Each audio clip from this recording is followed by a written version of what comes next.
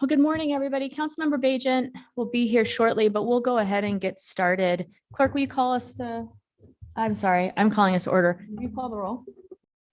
Bajent. Here. Clegg.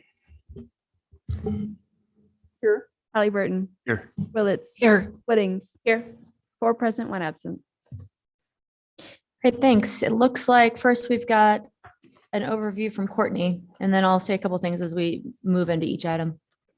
Good morning, Madam Mayor, members of the council. I'm Courtney Washburn. I'm the Chief of Staff for the City of Boise, and I'm before you today to give an overview of our plans for today. So today is your strategic planning meeting, and everything before you is in fact a strategic plan. So we are going to discuss police, fire, library, and zoo master planning. The reason we wanted to bring these master plans before you is to give you a longer term vision of the investments the city is hoping to make in some of these key areas. Each of these plans have different timelines. As a reminder, they range from 5 to 15 years. 15 years is the zoo. And 5 years is public safety and the library. Each of these plans utilize peer cities, best practices, and subject matter experts. And I will remember to change the slides. And they will incorporate community input to ensure we're meeting the needs of the community.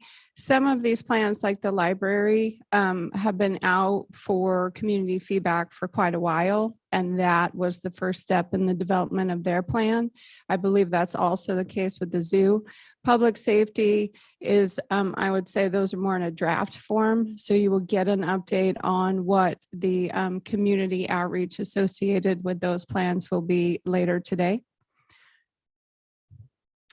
So on today's agenda, as I mentioned, is public safety, police, fire, and then that presentation on community engagement I mentioned, the library strategic plan, and the zoo master plan. All of these, we're hoping for your feedback, input, direction, and the opportunity to answer any questions you may have. Each of these represents significant investments, and they are all we're all looking for feedback from you on these so that when the departments continue their budget build, we have a sense of the priorities and directions of each of these. And so before I get started, I just wanted to touch on public safety and why we're bringing public safety before you today. This is the first time that I'm aware of that the city has taken the time to plan public safety on a longer term horizon. A reminder, public safety compromises about 55% of the city's overall budget. So these are significant investments and have a big impact on the city's overall budget. So these plans were created at the request of council. Police resources are focused on community policing and behavioral health. Fire resources are focused on service coverage across the city and response coordination. And again, these were used to create these were used based on our peer cities, best practices. I think I would call this limited community feedback. We do intend to do a more robust process associated with these. And I do want to take a minute and thank all of the staff, particularly on public safety, for responding to the requests in a timely manner and bringing all this information together. And with that, I think I'm turning it over to the chiefs.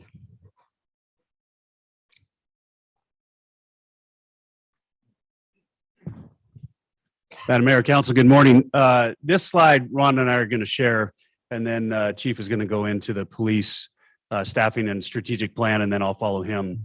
But really in this slide, what we wanted to talk about with Council is that we work together to develop a vision for the future for public safety. Certainly there's some differences in our needs, but we want to make sure that as there are two public safety agencies, we came together and looked at how do we build this together for the betterment of the community. And so our 4 focuses that we want to talk about, and you'll see this theme throughout the plan and the presentation. I'm going to cover the first 2, and then Chief's going to cover the second 2. Response evolution, looking at our community needs, and not just saying we're going to respond the way we always have, but really responding to the community needs And that could be in non-traditional type responses, whether it's community policing, non-traditional fire department response to meet the needs of our community. So you'll see this throughout the theme. As far as the evolution of response, we're not always thinking the way we always have. And so we're looking at new ways to think. And then workforce stabilization, that includes recruitment strategies. It includes making sure we have the right staffing for the needs of the community and the call volume. So really looking to stabilize the workforce, not only within our response operations personnel, but within every division of both departments, as well as our professional admin staff. So those are two focuses. Chief's going to cover the next two. I just realized the slight awkwardness of this transition right here, but Chief's going to cover the next two and then move into the police strategic plan. Thank you, Mark. Madam Mayor, Council, it's a pleasure to be with you today. Appreciate the opportunity. As Chief Niemeyer introduced, we will also be looking at capital planning and investment. And as the slide in front of you indicates, we have to plan and invest up front so that we have the facilities, equipment, technology, and personnel in place to meet the needs and expectations of our community as we grow in size as well as in population. And the last priority that you will see weaved throughout the presentation today has to do with employee wellness. It is our responsibility to take care of the people that we recruit, hire, and train so that they can better take care of the community that we serve. So the first slide that I will talk with you about has to do with our police department strategic plan. We recognize that the fire department has done a great job in planning for the future, and we are quickly working to match their efforts and borrowing some of their framework. So thank you, Chief Niemeyer. We are still planning to engage the community, as Courtney mentioned, on this plan, and really want to get feedback from you today and in the future as we work through this process. As we built this 5-year plan, we recognize that, pardon me, we recognize these themes throughout, and our strategic plan is a way for us to protect the investments we've already made into the community and the police department while preparing us for the future. Pardon me. Community policing has been along the forefront of the Boise Police Department and a highlight for our city. For decades, we've been practicing the principles of community policing before it was in vogue or cool to be engaged in community policing. It's the way we do business. And some of the examples I just wanted to draw your attention to are of how we've created national best practices for community policing. Thank you. One of those examples is that we were one of the first departments in the nation to place police officers in schools. Our SRO program began in 1971 and led the nation in the concept of utilizing officers as mentors, creating relationships that would impact and reduce crime in our juvenile population. BPD also created our refugee liaison program, which has been studied since and replicated many times by several major cities across the country. Several years ago, I was asked to go and attend the International Association of Chiefs of Police Major Cities Association meeting and present on our refugee liaison program. And that gathered great interest from those chiefs of larger cities as how we were interacting with our refugee population and the improvements that we were able to make through that. And I can't help but highlight one more that is fairly unique to Boise is our organized retail crime unit. Those folks have been recognized nationally and internationally, and people from various law enforcement agencies across the country and even the world have sent people here to study our program to see how we've been so effective. Just since 2018, members of the Boise Police Department Retail Crime Unit have made over 300 felony arrests, recovered and returned over $650,000 in stolen property, simply through the relationships that we have built with our retailers throughout the city. And that model has been replicated throughout the valley and across the state. Those traveling fraud crews that come in and victimize our businesses and our citizens, they do that all across the country, and they are almost always caught here in Boise, Idaho. So we're grateful for those efforts. But as part of this strategic plan, we want to make sure we are not asking our officers to sacrifice that community policing in order to respond to reactive police work. We're committed to ensuring that we are improving and increasing, growing our community policing programs as we grow to over the 300,000 population mark that tends to be the tipping point in many cities for law enforcement, where policing services of necessity become more reactionary than proactive, if not successfully planned for and staffed appropriately. One area that we also see a lot of opportunity as I close out this slide is in organizational development. While we add additional personnel and resources, we have to also increase training, leadership development, supervision, succession planning, and overall strategic planning to formalize our community policing strategy. This in turn helps us to truly just provide those services that our community expects and that we want to provide for our citizens and for our community members. One of the things that we are grateful for is that in the Boise Police Department, we are one of the very few agencies across the country who dedicate 1/3 of our department resources to community outreach. And we want to continue that model as we staff for the future.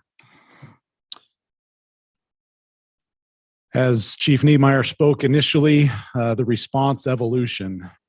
We're going to talk and take you through our 5-year public safety plan, and it begins with response evolution. In the next 5 years, we aim to evolve by getting better at having and using long-term strategic plans. We need this not only to prepare and account for community growth, but for growth inside the department as well. And as Courtney mentioned, we will use Peer Cities research, best practices, and engaging the community as well as the council to make those plans.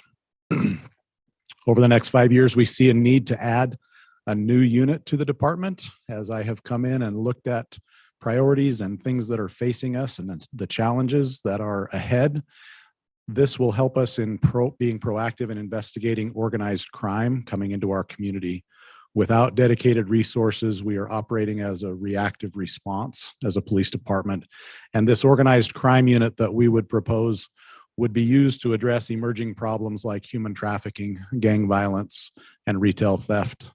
As many of us know, we take pride in Boise that we proactively seek to prevent problems or respond to those problems when they're small before they get big and out of hand.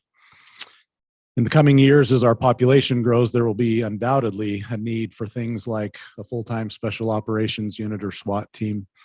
Currently, when a large-scale incident or even a more common high-risk warrant service or barricaded subject call comes in, our SWAT team is activated, meaning that those members who make up the team working it as an ancillary duty leave their primary function, whether they're a school resource officer, a neighborhood contact officer, a patrol officer, or a training officer. They leave their regular assignment to handle the call or the warrant service that is in progress. So that leaves our citizens with fewer officers to handle their problems or calls while that higher priority one takes precedence.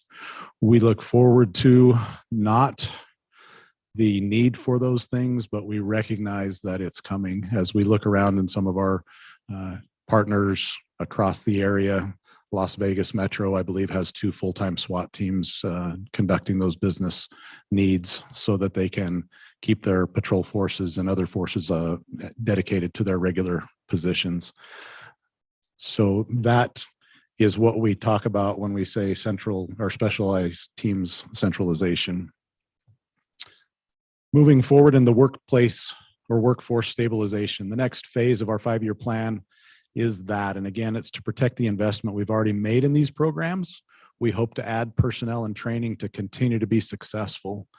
So we would ask for an increase in our authorized strength of officers. We're striving to increase the officer count to be in line with a peer city average of 1.8 officers per 1,000 residents, resulting in reduced officer burnout, better customer service, faster response times, improved investigations, increased supervision, and ultimately deeper community trust.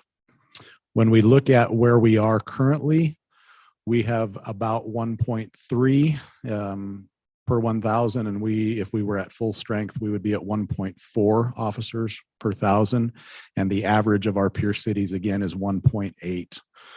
When it comes to school resource officers, we also see a need to add support on the investigative side of things so that those SROs assigned to schools can focus on their proactive work as an SRO, mentoring, building relationships, educating, working with more elementary, middle, and high school students in order to prevent and suppress crime, as well as provide more safety and security for our schools. To protect this mission and intent, we want to add different resources who will be able to handle the long-term or criminal case investigations, freeing up those school resource officers who are now tasked with that to do their proactive work. As it relates to our traffic unit, our motor officers, we want to add personnel to proactively address traffic-related safety concerns, which are constantly a top community complaint here in Boise from our residents. And then I just want to touch briefly on the behavioral health response. Our behavioral health team, we intend to continue with that. We have 2 teams dedicated full-time in responding and working with those folks who are in mental health crisis in our community. And we see a need, as that continues to be one of our top calls for service and growing each year. We will see a need to expand that in the future.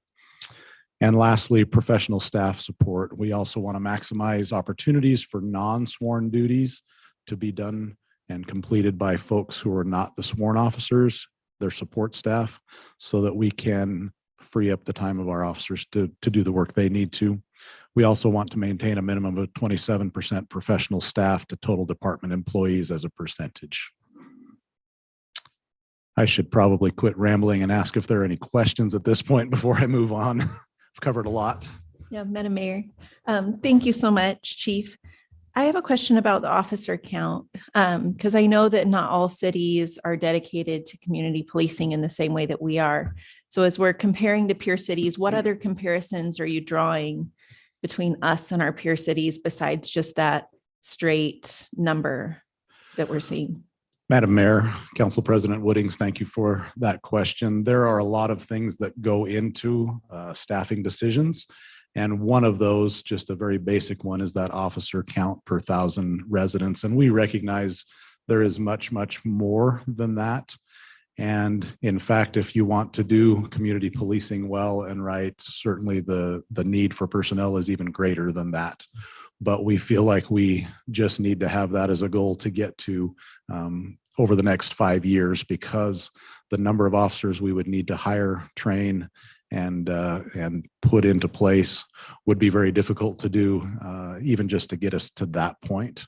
But we will also be engaging in community feedback sessions and surveys, as well as consulting with our Chief Citizen Advisory Panel and folks in our community to really drive what types of services we need to be providing, and then being able to look at what resources are necessary to accomplish that. So when I talk this very basic number, 1.8 per 1,000, that's just to bring us up to the average of our peer cities. And we feel like we do a great job with the resources that we have. Our officers and our professional staff have always gone above and beyond the call of duty to make things happen. But we know that we probably can't continue that on a shoestring as we've done for many years. And it's a credit to the caliber of people that we've had. We do need to increase in the future, though. I don't know if that. Madam Mayor, I have one follow-up. So that's a difference of 0.5%. How many officers does that translate to? Do you know? Madam Mayor, Council President Woodings, you're stealing my thunder. That'll be right I'm in the sorry. next couple of I'll slides. wait. No, I'm just kidding. Thank you. I will wait, We will though. give the number Okay. shortly. So, okay. Thank you. Thank you, Chief. It's good to see you. So a couple of questions. On the SRO proactive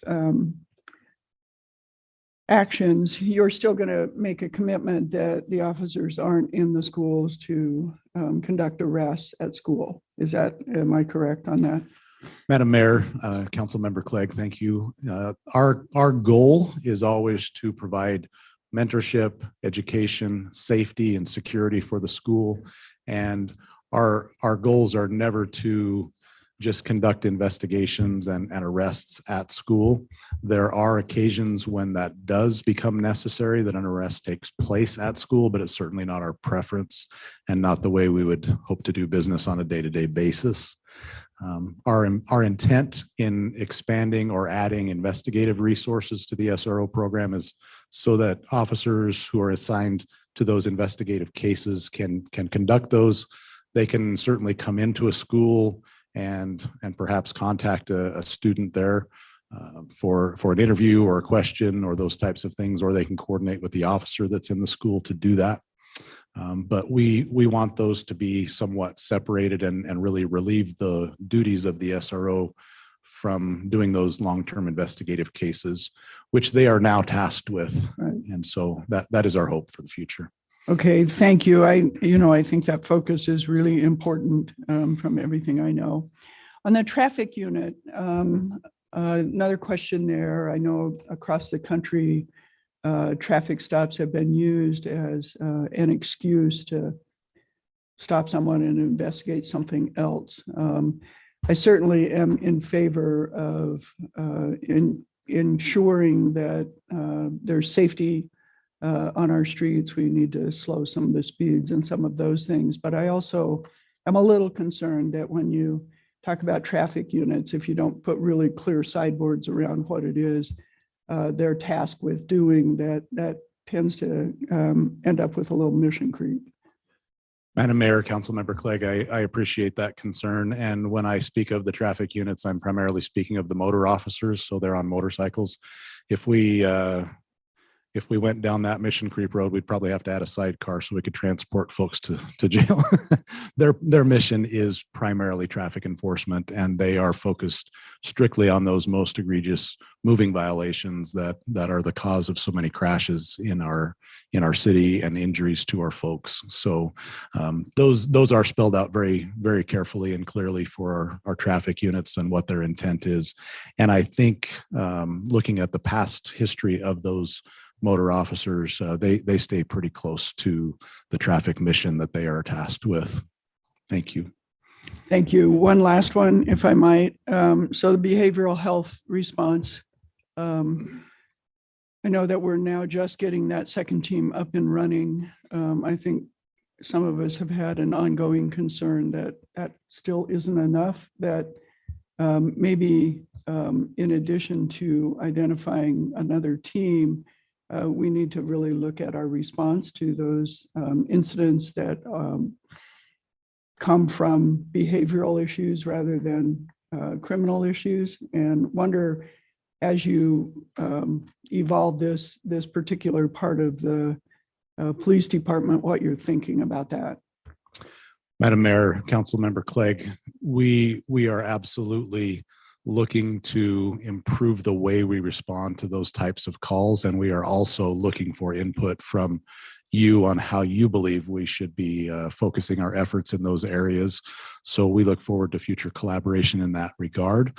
But we are certainly cognizant of the fact that with that being such a growing number of our calls for service and our interactions with folks who have mental illness and issues in that realm, that we can do better and we can find new and innovative solutions to hopefully resolving those concerns and working with community partners to provide the resources necessary for them, that they do not become a repeat issue for law enforcement to deal with, when really the basis of their problems and issues are rooted in mental illness and mental health concerns. Thank you. Madam Mayor, Chief, thank you for the presentation. I had a couple of questions, particularly about the SROs. What does that mean for any sort of cost sharing for the Boise School District? And then a secondary question, remind me, do you have any role with West Data? Fill us in on that. Thank you. Madam Mayor, Councilmember Willits, yes, indeed, we do have a role. I'll take the second part first with West Data. All schools in the city limits of Boise are serviced by the Boise Police Department, and our SROs are assigned in West Data schools. And so we have a relationship with both the Boise School District and the West Data District. Schools like Centennial, Lowell Scott, those are all in West Data, and we provide the services there. And we do have cost sharing agreements with those school districts currently, and are working to increase those and make sure that they're good for both of us. And this issue that I am speaking of, where we would increase investigative resources, that would remain to be worked out with them as to what that cost sharing measure would be. We certainly would hope that they would be willing to partner with us in those regards, because the the work that an investigative detective would do certainly impacts the schools. We also recognize that some of the things we are asking our SROs to do have nothing necessarily to do with the school, other than the fact that the students who go to that school may have been involved in criminal activity away from the school. So we think there's room for working that out and being partners and trying to find the best balance. Okay, I'll be brief for the next couple of slides. Capital planning and investment. In order to get all of these things done with our programs and our people, we'll need to make some capital investments. You may recall this very council-supported BPD by allocating funds for a professional services agreement to develop a technology strategic plan or roadmap. The final report from our vendor partner will be delivered next month, and we are happy to report that this is actually a case that was very successful. And we had a great engagement with DeltaWorks in this regard. So by maximizing our technology plan, we will be able to turn data into intelligence, allowing people to make that people connection and allowing technology to make the system connections. This will also provide additional transparency to our community. And based on the success of that technology strategic plan, we're encouraged in our effort to have a facility strategic plan. So this plan will proactively ensure the department is preparing for future needs regarding training, space, storage, crime lab, and office spaces to continue to provide equal or greater service levels to our community. And we recognize there will be a need to add a future station. While we don't know exactly where at this point, we haven't concluded that or conducted that study, but we know that an additional police station, likely somewhere in the eastern part of the city, will allow us to safely, strategically locate officers, to lower response times to calls for service and provide better visibility. And that would also allow us to have officers spend more time in the areas that they patrol instead of commuting back and forth from City Hall West. Also, the downtown station, we believe, needs some expansion. We envision creating a downtown destination for members of the public, as well as officers to be able to meet, connect, and have conversations. It would allow more officers from traffic enforcement to detectives to work in the area that they're assigned, again, without commuting to and from City Hall West. And then lastly, a police training center expansion. We have space and a good start with the range facilities in place, but we hope to develop a first-class training center to train the next generation of officers and show the community that we value providing quality services and are committed to evolving and meeting their needs through training. Okay, the moment you've been waiting for with your question. In order to achieve the goals we are presenting in our strategic plan, I'd like to prepare you for our personnel requests to increase the number of officers over the next 5 years. These numbers simply bring us on par, as I mentioned before, with our peer cities at the current population of our city. If you factor in growth projections, obviously this number would be greater. So right sizing across all divisions to ensure that we have patrol officers responding to emergency calls, detectives to solve criminal activities, and adequate staffing to continue community-oriented policing efforts to build relationships of trust and reduce crime long-term would put that number, and I even put it in bold, even though I was afraid it might shock you, 129 new officers is the number that it would take to bring us to that 1.8.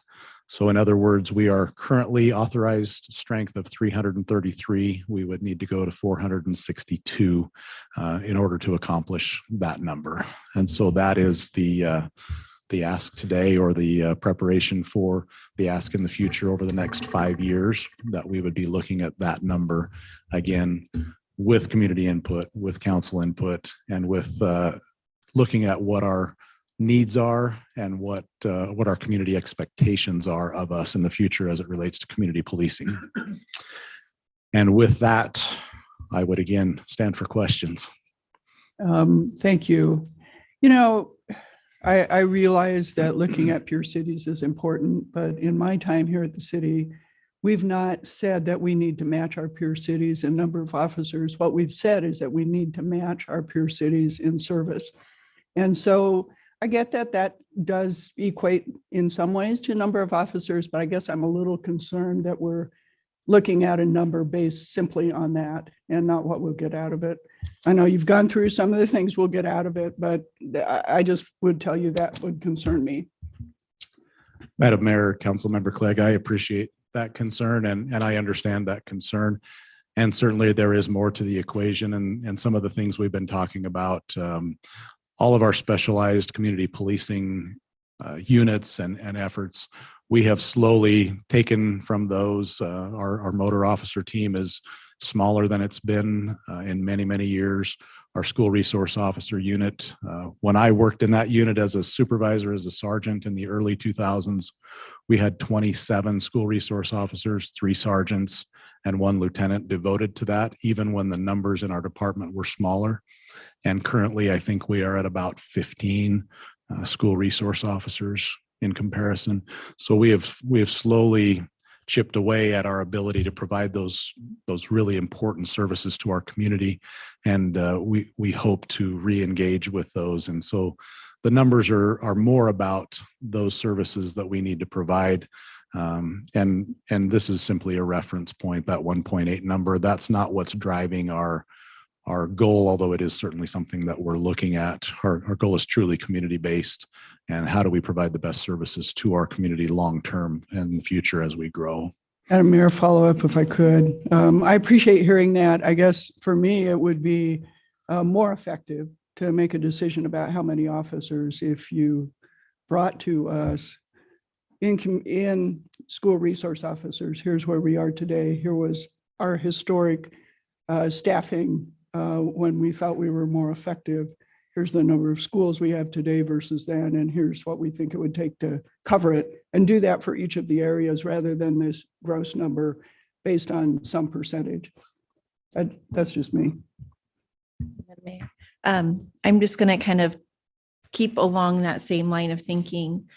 When you talk about, we used to have this many SROs and now we have this many. What has been the change in outcomes to that shift?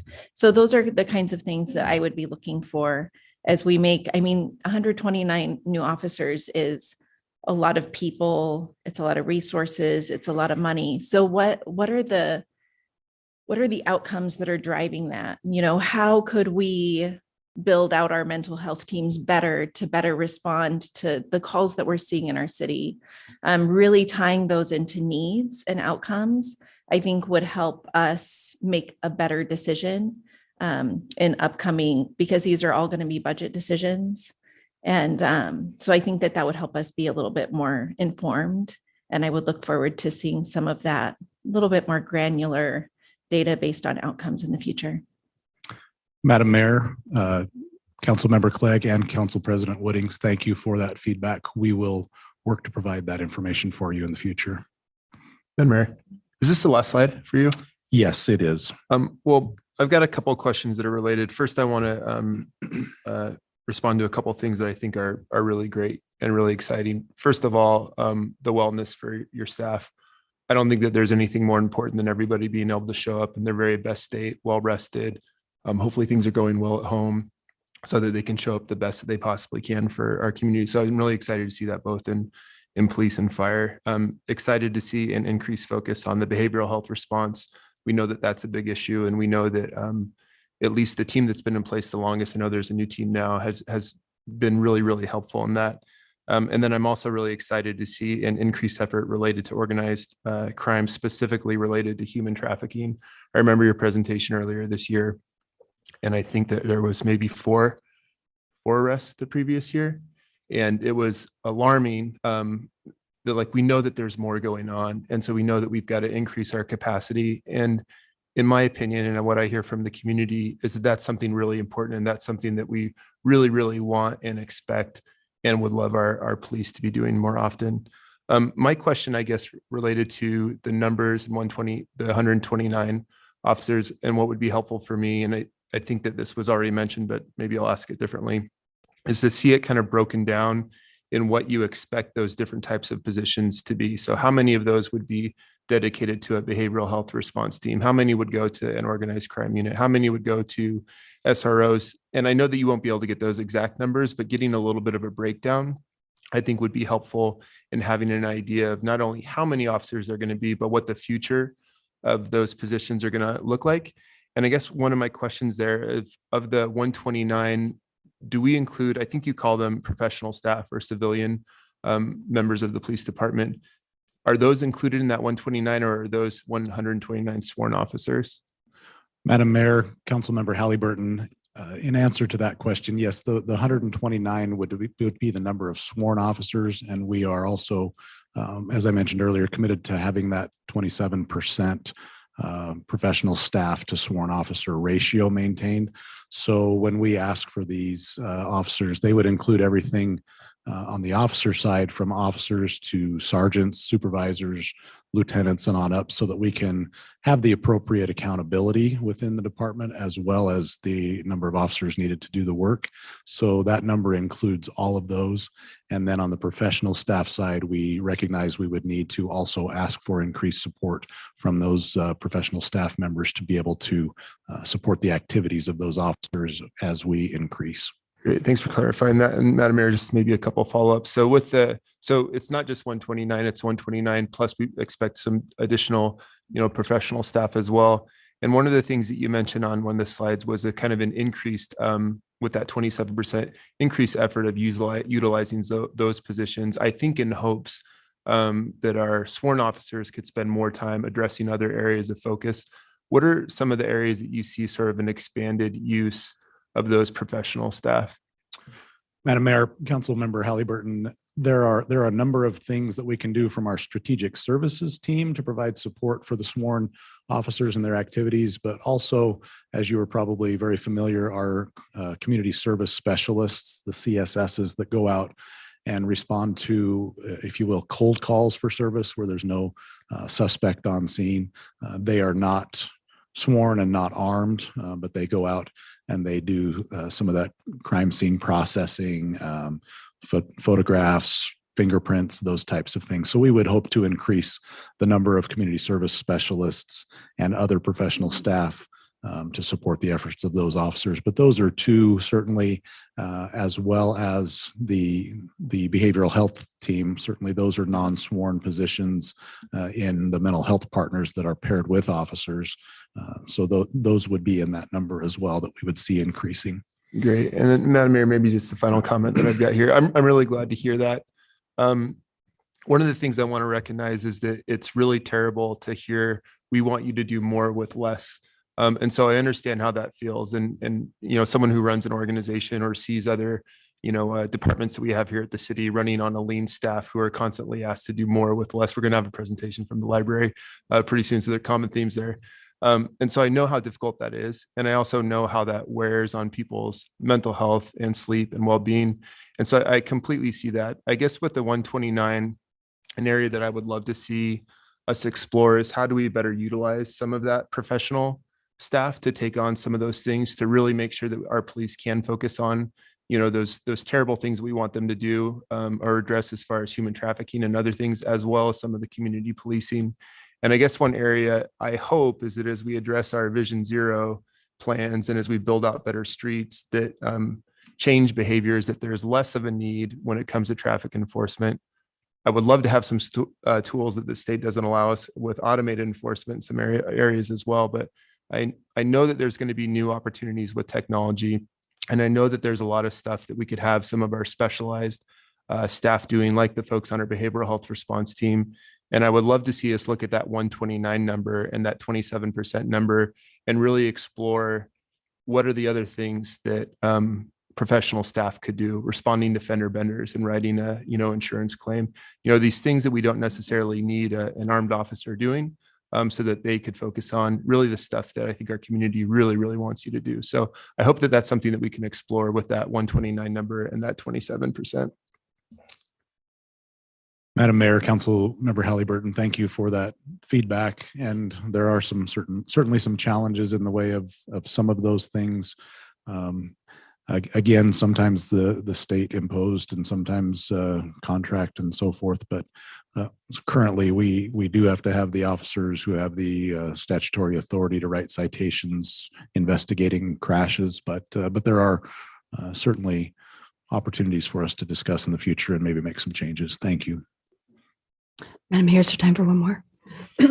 Thank you, Chief. One of the benefits we have in West Boise is that City Hall West is in West Boise, and the crime level is significantly less in West Boise. So I'm really curious about this idea of having more of a walk-in downtown. I mean, there is the substation there down in the downtown area, but people can't interact with the officers there. And I think that's a missed opportunity because they're not seeing the work, because they're not seeing officers. So talk to me a little bit about your vision there.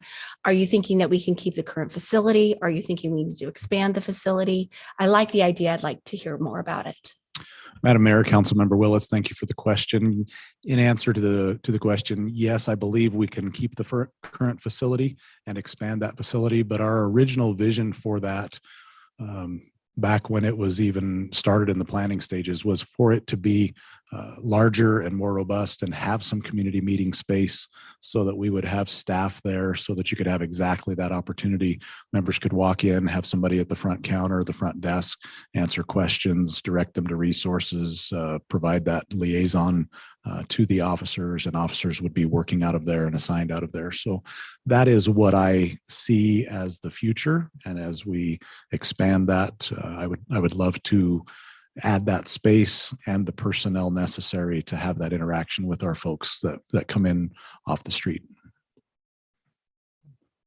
All right. Well, thank you, Chief. I appreciate actually that Councilmember Willetts brought up the facilities piece, because I wanted to harken back to that slide. What I seek to do here is ensure that as our city grows, and in the last couple of years, we've successfully managed to keep crime going down, except for in a couple areas, but that we recognize that as we grow, we need to do more when we're committed to the Boise way of community policing to ensure that there's connection between our officers and our residents. And by looking at the right place for a new station gets us there, and we'll make sure that this time around that it's built in a way that allows for community interaction, but it also makes it possible for officers to have a space where they start their work from closer to parts of our town. And that's really important. The downtown station, yes, it was probably 6-7 years ago, it was cut back. And that interaction with the public is important. From our perspective, I believe we all agree that community engagement, face-to-face interaction is how we prevent crime to begin with, continue to build on our commitment to the Boise way of community policing, and ensure that as our city continues to grow, that we're able to maintain both the relationships and the outcomes that we have. And of course, the training center expansion is important. And I just want to say too, on the officer count, I think it's really important that we have data-backed numbers from which we start. But then the most important element, as you've heard from council, is that we understand the service needs that our residents have. And so community engagement will help us with that, as well as looking at the calls for service and more planning for the types of units that we need to address crime before it happens, address crime, unfortunately, after it happens, and continue to have the relationships between officers and the public. And as I look at it, we want to make sure that we've got officers that can respond to fraud, to traffic concerns that our residents have as we grow, to property crime, where so many cities have kind of walked away from those things. I want us to stay focused on those, balanced with, our commitment to neighborhood policing, so that we continue to see the low crime rates that we see as we grow. And so, the next conversation we have, I am reflecting back on the fact that we've doubled our mental health unit. We can do more than double it in the future. You've referenced some other needs that we have. Would like to hear more from the department as we have these strategic budgeting and discussions on the types of services needed that align with the numbers that we know that we would likely need over time as our city grows. Thank you, Madam Mayor, and thank you to you and the entire council for your time this morning and the opportunity. I will be back briefly with Chief Niemeyer in just a few minutes, but I will turn the time over to him. Great, thanks. And I just, as Chief Niemeyer is coming up, I appreciate that the two of you worked on this together. I asked you to do that because, these are investments that the council is making with resident dollars. And the more we collaborate across departments, the better off we are. And those facility investments are a big part of our budget. And as you saw, the people investments are, 55% plus of our budget. And so finding ways for these two public safety agencies to collaborate and provide service is really important to me, which is why we asked them to do this work together. Perfect segue, Mayor. We'll talk a little bit about collaboration. Certainly there has been a lot of that. I do want to very briefly just say thank you to our fire department staff. About 2 years ago, we began this work of looking forward. We slowed down, we looked behind, we looked currently, and then we looked forward. And we aligned really out a 10-year plan. And the reason we did that is because through our impact fee collection, you have to have a 10-year capital improvement plan. Well, it made sense to have a 10-year staffing plan to align with a 10-year capital improvement plan. So as we really sat down and built this plan, we had 4 primary focus areas. You'll see these as very similar to what we presented initially. That is service excellence, professional development, community risk reduction. We'll talk a little bit about that, and employee wellness. Again, is a focus for us. We want to make sure, we often say it's from hire to retire and beyond, if we can make that happen, to make sure our employees, our firefighters, throughout the course of their career, have a safe environment to work, and they retire safe and they retire healthy. So going into response evolution, you'll see these same 4 themes that Chief Weinecker just covered. For fire department on the response evolution, I want to talk about response siting plan, and that is different than the station siting plan you all have been presented, and we'll talk a little bit about that in the next slide. But if we talk about response siting plan, we're talking about using data collection as well as community feedback to understand the needs of our community that varies from area to area within our city.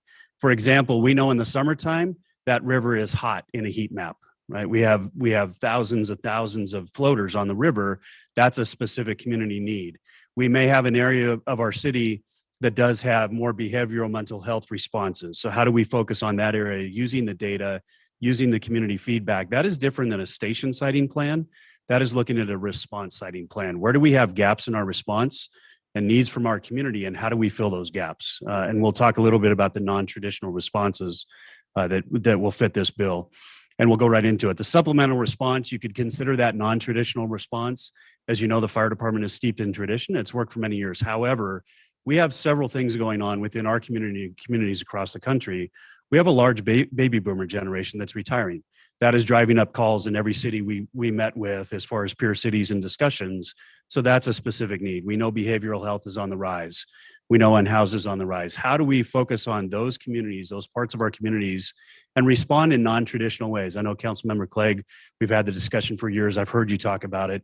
Not sending a fire truck to a non-critical, non-emergent incident, but sending a better resource, one that reduces our carbon footprint, meets the city's goals, but quite honestly, sends the right resource to the right call with the right people at the right time.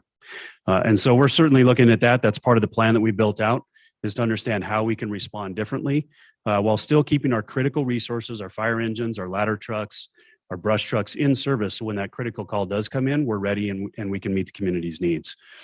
The third piece of our response evolution, this will sound really easy, it's not.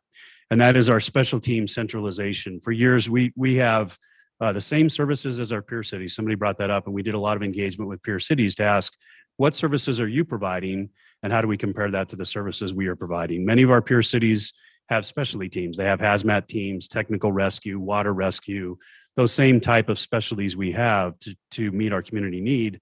However, in the past, we have deployed those from several different stations. So when a hazmat call comes in, we have several units that have to respond to go meet the need. We are centralizing those teams, and that's a big culture shift. But in April, we are going to centralize our hazmat teams. They'll be at station 14 and 17 and deploying out of those 2 stations. There's a side benefit to training because they're in closer proximity. They can get together and train on hazmat specific issues as opposed to trying to bring them from opposite sides of the city. So there's certainly, again, a reduction in fuel. There's a reduction in tire wear, all of those things that we currently have. The next phase of that will be our technical rescue team and forming centralized locations for those. We anticipate that happening later this summer. So this has been about 11 months in the work, a lot of discussions, a lot of planning that have gone into this. This makes us better for the community by doing what we're doing with specialty teams. We're very excited about it. Workforce stabilization, I'll start with targeted 4-person staffing. I know 4-person staffing has been discussed for many years. I think the previous message was we start 4-person staffing on the core. We have a different plan. We think that this plan is better for our community. If we respond and when we respond to critical incidents, house fire with victims, a car wreck with extrication, critical medical calls, heart attacks, strokes, cardiac arrest, we have a specific list of tasks that must be completed to affect better outcomes. And we can study those better outcomes through data collection and then feedback from individuals. And so to create better outcomes, we looked at where do we need targeted 4-person staffing, and that staffing is needed on the perimeter of our city. It's not in the core.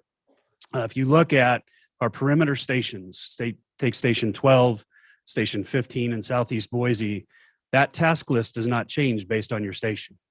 The task list remains the same. However, those crews are on scene a whole lot longer by themselves before help arrives. If you look at our downtown core, we have enough coverage that those we call them second due engines or second due apparatus, they're getting there a whole lot quicker. And so we looked at where the tasks needed the most and where's the help needed the most, and that's actually in the perimeter.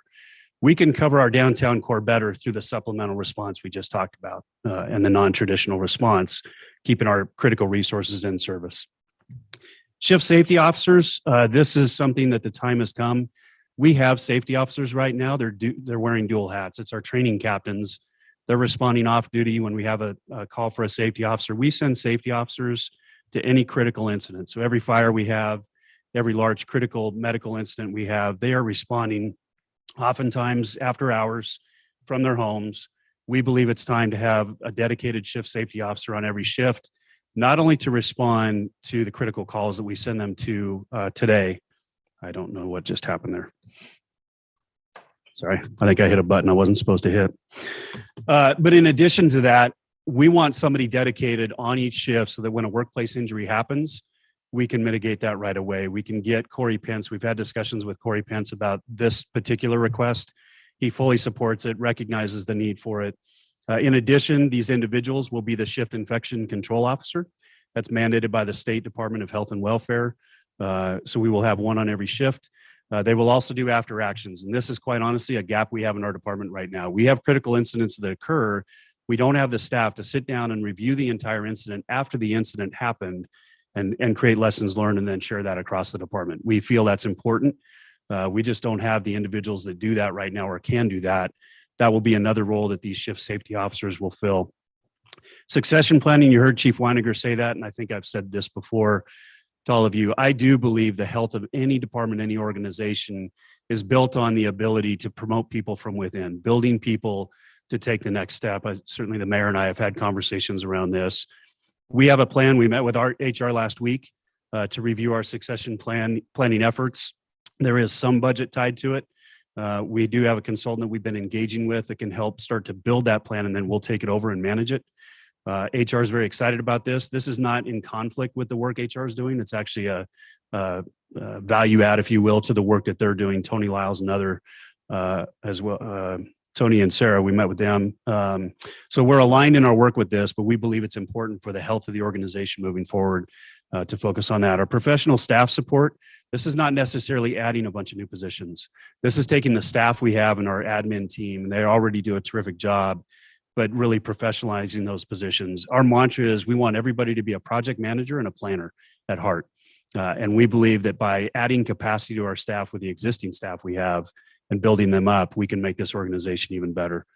And then part-time specialists. I know Councilmember Halliburton, you asked about non-sworn versus sworn positions. And we see an opportunity here to potentially hire part-time specialists in the future to focus on community risk reduction outreach efforts, even to help augment some training needs in the future without hiring full-time employees. And we believe that's a good path forward, and we can augment that with the other needs that we have. Capital planning and investment, certainly you're aware of Station 13 in the northwest portion of our city.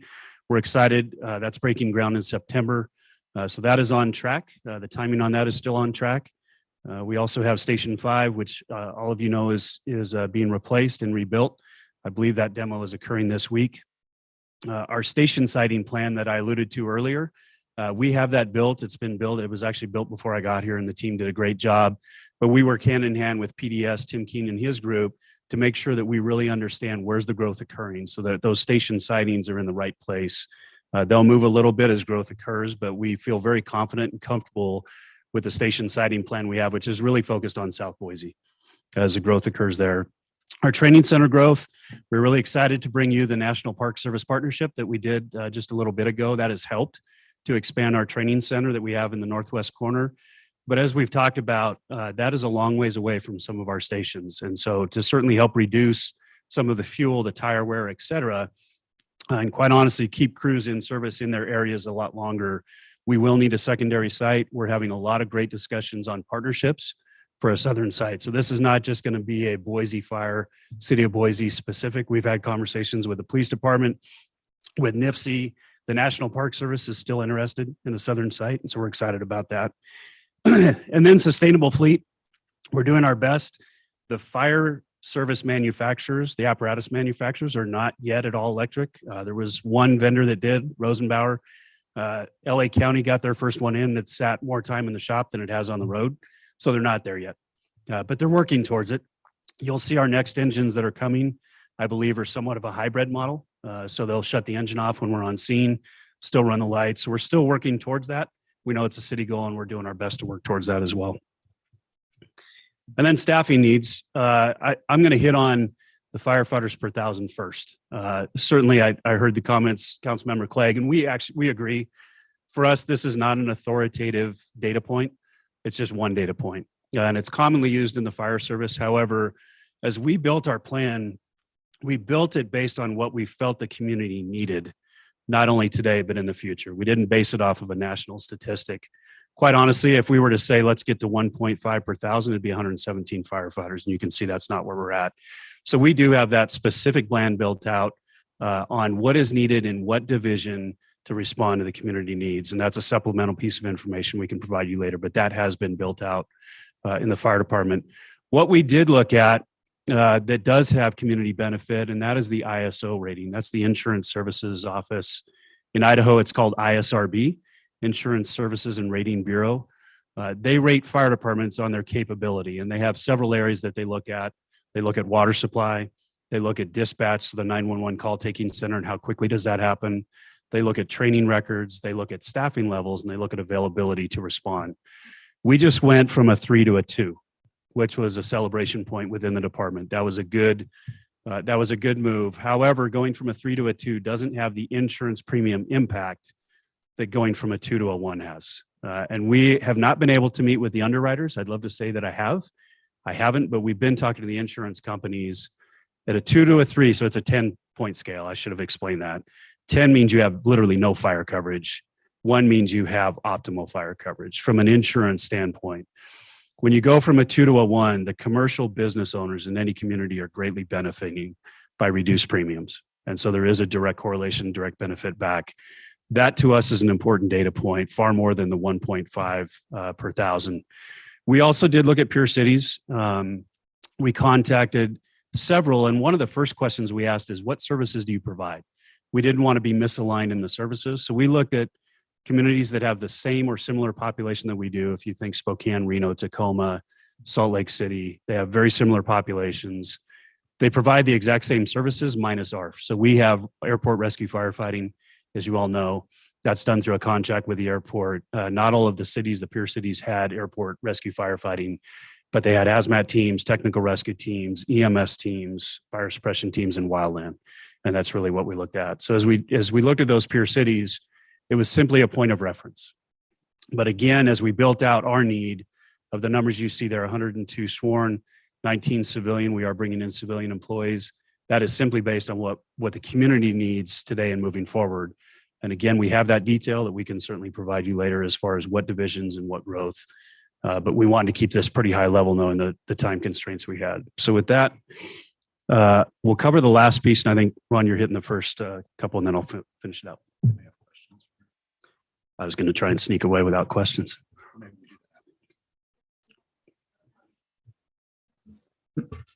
Madam Mayor, Chief, I'm interested in, and we don't have to do it right now, more about the safety person and then what's currently required, particularly with health and welfare, and then what this person would do. We don't need to do it now, but if you could give me some background information, that'd be helpful. Absolutely. Thank you.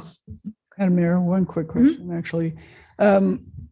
Chief, if we were able to get from a 2 to 1 ISO rating. Is there anywhere in the country that actually gets some of that savings, if you will, to the commercial buildings that would save so much? I mean, we're asking a lot of residential taxpayers to pay to create this savings for commercial buildings, which frankly aren't paying very much right now. It's a great question, and we don't know the exact dollar amount. I would love to have it. It's tricky to get that information from the underwriters. I've been engaging with the Seattle Fire Chief, Chief Scoggins. They just achieved an ISO 1 rating, and he is trying to then gain returns or information from the business owners, the commercial business owners, on what did that do to your premiums, to really have kind of numbers to it. In Idaho, there is no ISRB 1 rated fire department. Seattle Fire was the first in Washington, so it is difficult to achieve. Obviously, they have a huge population. And a lot of that ISO really is around how many firefighters do you have to respond to the calls for service. So the higher your call volume, that all affects it. But we will continue to do work with the insurance companies to try and better understand the actual change that would occur. Follow up, Madam Mayor. So I'm assuming these are actual fires, not medical calls. that Correct. The rating is Correct. based on. When's the last big commercial fire we had in Boise? We just had it. It was the Idaho Youth Ranch. The Youth Was Ranch one? Obviously, that was a Yeah. large fire. Okay. But they actually, they don't look at just large fires. They look at any fire in a commercial occupancy as far as the number of fires you had throughout the year. Thanks. And it also, I should add, it also takes in residential fires as well, the ISRB rating system. And Mayor, thanks for the presentation. The 4-person staffing is something that we've been talking about for a really long time, and it seems like that we've had council support for, or at least some council support for a long time to do it in sort of a targeted approach. But this is a different kind of vision, I think, than we've talked about before. Do you have specific stations, a list of stations where you're recommending these ones would be? Councilmember Halliburton, we do. So 12, 15, 9s. We're having discussions around 13, and then 14 and 17. So it's our perimeter on the far outage, far exterior of our city. Those are the stations. Great, thank you. Great, thanks. We're going to tag team this last slide, but I'm just going to cover the first couple of points: mental resiliency and grants. First, resiliency. There's a multitude of resiliency tools that we can help our people learn and implement to increase their ability to cope with the traumas and stressors they experience in their jobs as first responders. Resiliency is a hot topic across the country and has been for several years now, but it doesn't only relate to first responders. It relates to everyone, certainly. First responders have some unique challenges that have only been exacerbated over the past 2 or 3 years. And police officers in particularly are leaving the profession in numbers not seen in decades. I can't help but believe that part of the reason we are seeing this is we haven't done enough to address mental health and wellness and resiliency in our populations of first responders in this country. They're experiencing symptoms often referred to as burnout, and are opting out of the profession in record numbers, or even more frightening for our society and our community. They are opting not to become first responders in the first place, and that's troubling for sure. We've worked for many years here in the Boise Police Department and the Boise Fire Department together to address mental health and employee wellness through peer support initiatives and other efforts, but we have much work to do in this arena, and there's much more we can address, especially as it relates to resiliency. In our world of first responders, post-traumatic stress is a way of life, and that is different than post-traumatic stress disorder. But with specific resiliency training techniques, we can provide our people with the tools they need to not just bounce back, but bounce forward and achieve post-traumatic growth. Those are terms that you don't hear much of, but I stand before you today as perhaps an example of post-traumatic growth. I have experienced some things related to my work here at the Boise Police Department that, given the right context and perspective, have helped me to grow and become better than I would have had I not experienced those traumas in the first place. I am one of the fortunate ones who had the right tools, who got the right support and the right help at the right times to enable me to withstand some pretty life-altering circumstances and come out the other side intact and thriving instead of broken, bitter, and jaded. And our responsibility as leaders in this organization, and I believe in the city, is to engage in activities with our people and create further programs which would not only help them as they provide services to our citizens and our community members, but will improve their chances of making it through their careers as first responders physically, mentally, emotionally, and spiritually intact.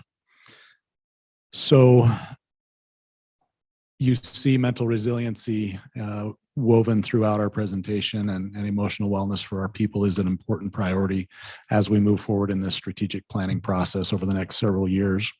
One of the things that we are fortunate and grateful for is that we have at the police department recently received a grant from the Department of Justice in the amount of $165,000 to address multiple wellness initiatives. In a recent wellness survey of our people internally, sleep disruption related to shift work and other factors was identified as the #1 most cited wellness problem by our people facing our employees. As an example of how we responded to that information from that survey, we used funds from this grant that we recently received to bring in an expert in the science of sleep and provided information for our employees regarding the importance of sleep, its effect on the body and the mind, as well as its role in heart disease and other issues and life factors. That sleep expert provided important training and practical strategies for improving sleep and addressing specific challenges like shift work faced by our first responders and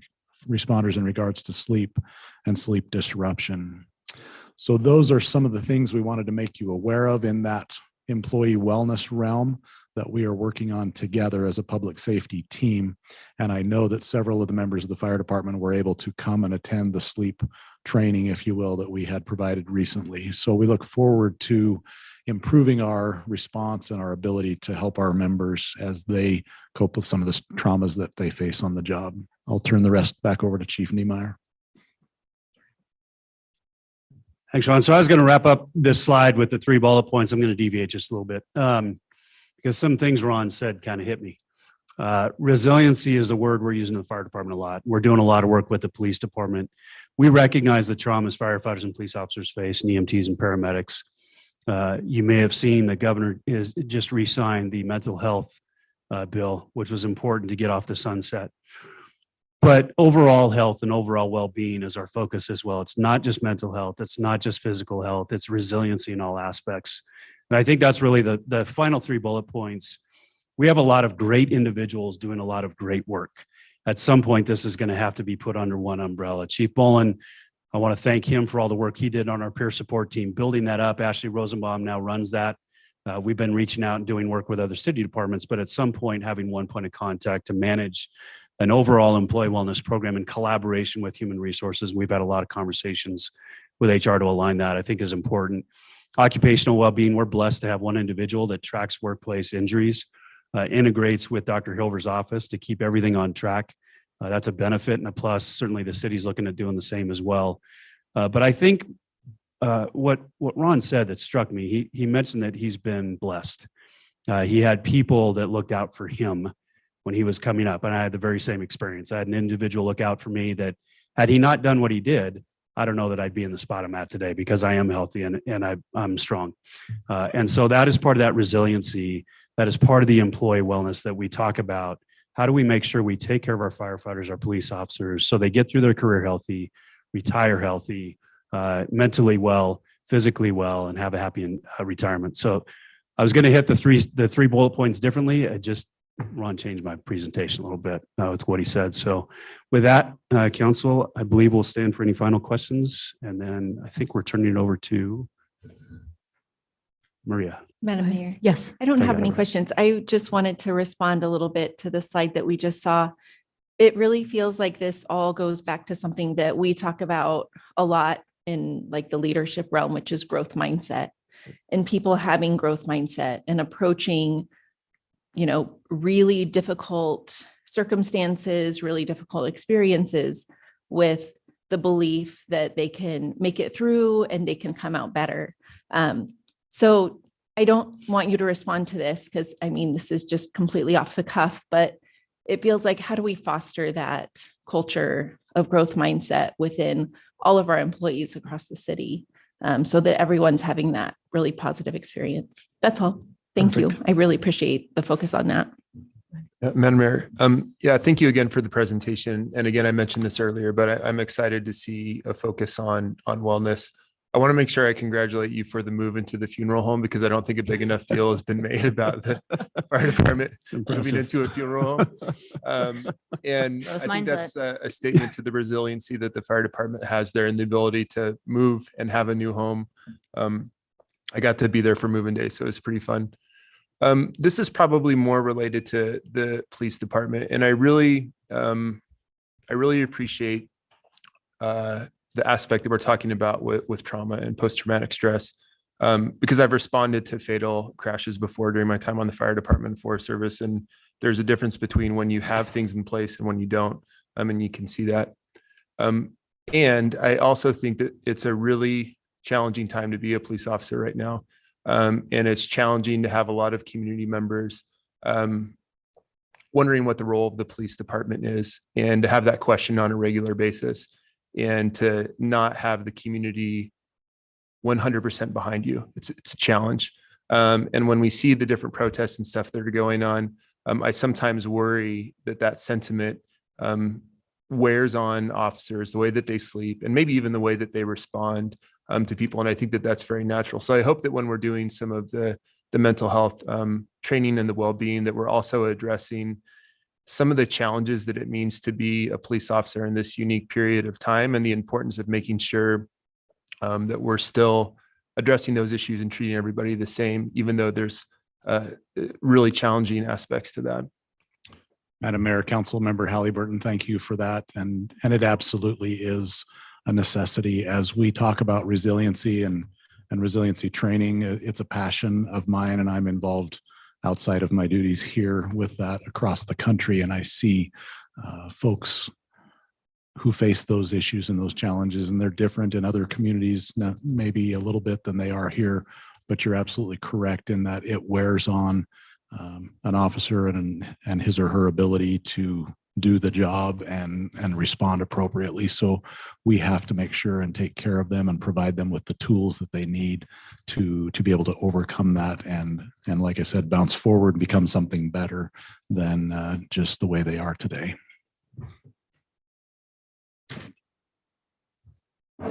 Well, thank you both. I appreciate the conversation and appreciate the planning. And I just want to wrap up by saying too, and it was brought up by Councilmember Halliburton and others, I feel like for 10 plus years, we've heard about the need for 4-person staffing. And with this plan, and while the proposal is different as to where, it's interesting to me that this plan took the types of calls that these stations that exist are receiving, the volume of them, the recognition and commitment that we've made, some of us for a decade, to looking at 4-person staffing, and then it's put together a proposal for how we begin to implement it, always measuring the impact of that and then determining where else it goes next. So thank you. This is a really important advancement for our fire department, for our firefighters in the stations, and for the level of service that our residents will be able to expect in the coming years. And next up, the last topic before our break is the community engagement plans around to get feedback on these 2 strategic plans. On these 2 strategic plans, correct. Madam Mayor, members of council, it's a pleasure to be here with you today. I'm Maria Wegg. I'm the Director of Community Engagement at the City of Boise. And first, I really would love to thank the chiefs for inviting me to present with them today. Before I came to the city, I had no idea what the relationship would be between the office that I run, which is focused really on having conversations with our community and thinking about new and different ways to hear back, and our public safety offices. I don't know that other cities enjoy the collaborative relationship that we do. I've learned from both of these chiefs and enjoy working with them and appreciate their commitment to hearing from the community and working with the community, investing in community outreach and thinking about how to better serve. One of the things that we do know is how much we learn when we speak directly with residents. Very recent example, a few weeks ago, Deputy Chief Brooks and you, Madam Mayor, had a listening session right outside council chambers. And as we're finding, when we have a director from any department, the community tends to come and talk about the issues that are specific to that department. And we learned a ton. We had no idea, given how much policing has been in the news lately, what we were going to hear from residents. And it was really loud and clear they wanted to talk about traffic. There was a lot of conversation. So when we talk about the motorcycle cops, despite the fact that I don't hope to never interact with motorcycle cops, particularly when I'm driving, it's very top of mind for the community. Yellow lights are a big concern. Traffic is a big concern. So it's good to be able to go out and actually have conversations with the community. We also know that public safety is top of mind. Everyone wants to feel safe. Everyone wants to know that in that moment, if they have to call 911, whether it's police, whether it's fire, whether it's EMT, somebody's going to show up, and they're going to show up quickly and kindly and professionally, and be able to have that happen. So we need to learn more specifically about, in addition to that, what else is specific to our community in terms of what they are seeking from public safety. What are those programs, additional services, ways of interaction that our community, as Boiseans, as the folks who live and work here, what do we want to see from public safety? So we've partnered with the chiefs and their teams to think about how to do this best. I'm just going to talk about a few of the things that we're looking at doing to put these plans out to the community. And receive similar feedback from what you'll be hearing from the library. It's really great to be sandwiched between public safety and the library, as we've worked closely with both of those, all of these entities on their strategic planning processes to come up with long-term visions that really are meeting the needs of our residents.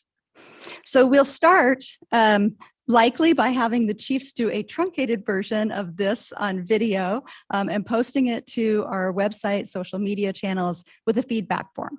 We find that that's a great way just to get information back from residents in the words that they use most simply. We want to make sure that not everybody has, despite how scintillating you all are, not everyone tunes into council meetings every day. Or watches them on YouTube afterwards.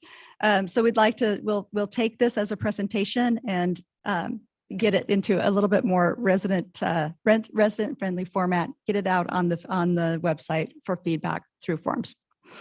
I also want to point out, and Chief Niemeyer, I think, alluded to it and mentioned it, Fire's standing customer feedback survey. It just launched last month, January of 2023, and we're using it as a bit of a pilot for the city as a whole.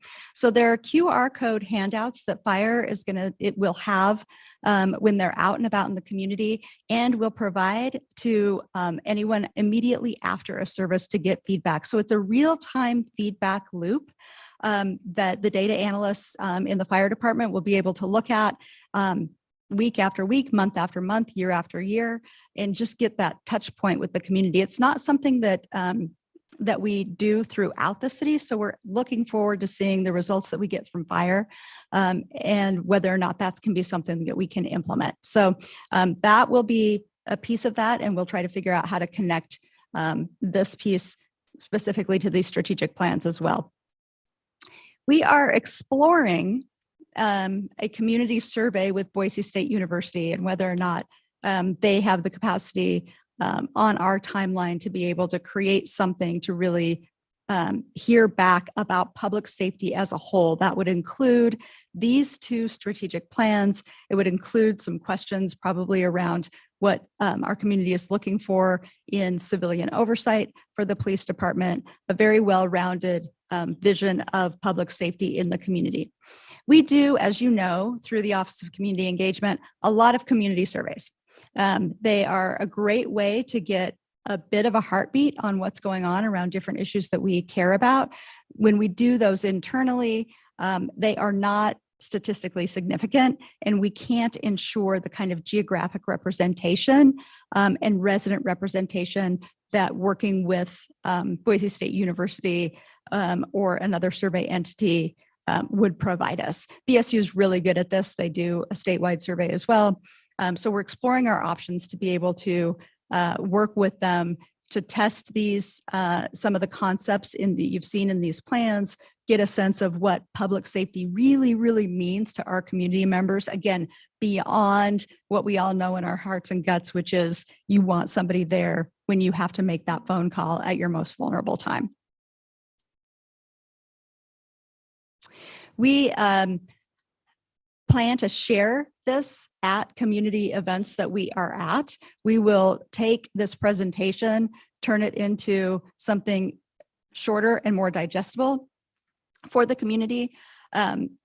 There have been some great events that have been happening. We've had police and fire at tons of cultural events across the city, coffee with a cop, neighborhood association meetings, national night out. We have a lot of opportunities over the coming months to be able to have this for community members to look at, to take with them, to give feedback to us. We'll probably take the chiefs on a bit of a road show. We've got a new Energize Our Neighborhoods program manager starting on Monday. She's fantastic. Fun fact, she comes from the Ada County Sheriff's Department and has been their lead on National Night Out. So we're looking forward to partnering with her to expand that out and build it and get feedback in those ways, shapes, and forms.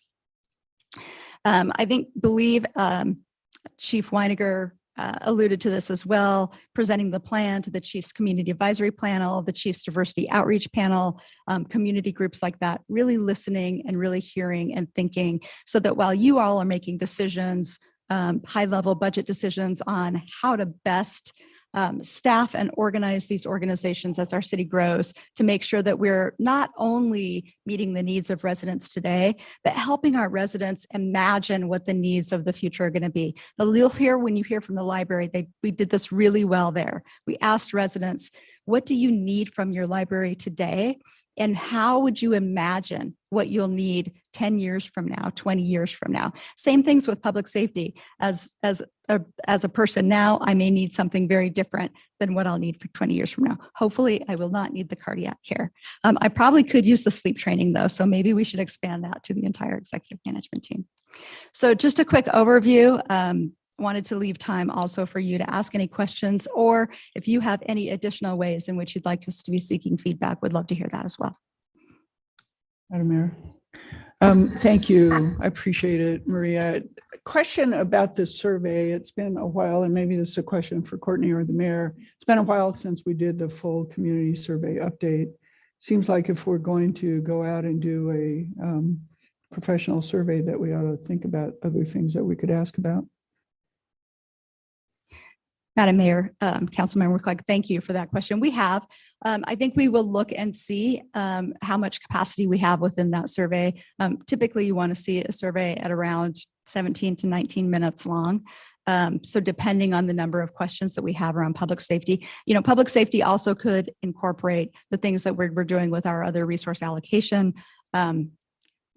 clean air, clean water. So we can look at that, but primarily we want to make sure that we're getting a very comprehensive, very well-rounded view of our public safety services in the city of Boise, because we know that that's one of the things that matters most to our residents.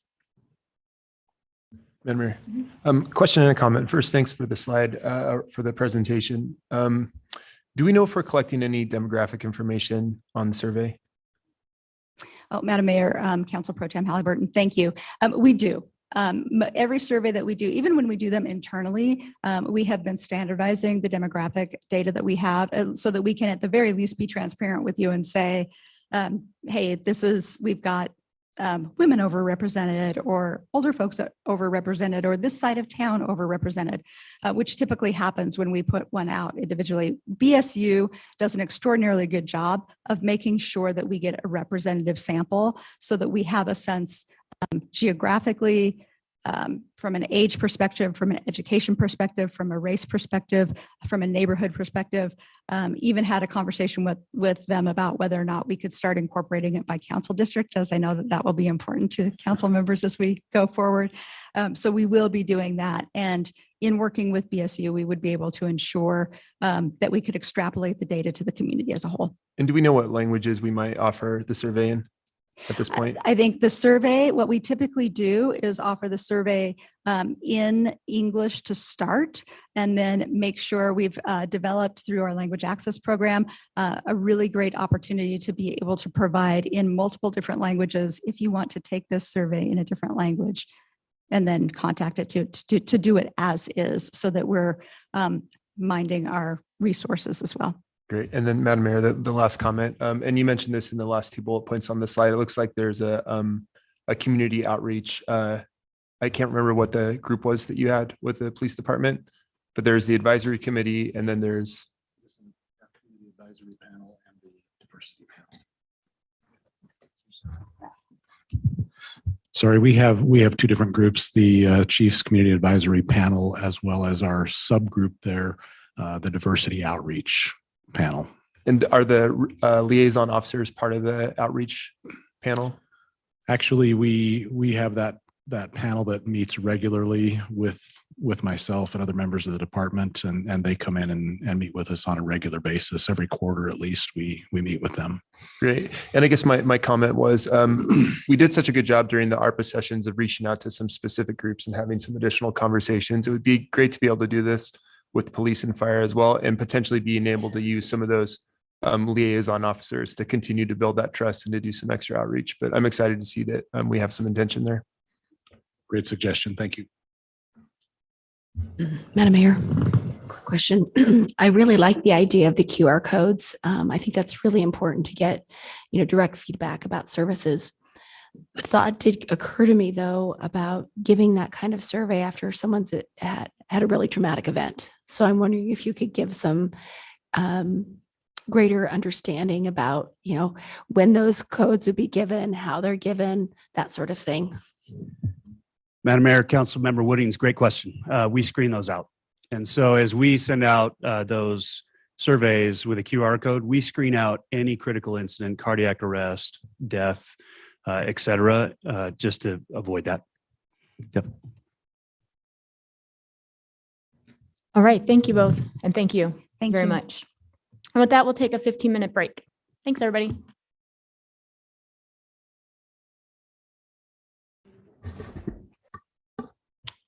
All righty. Welcome back, everybody.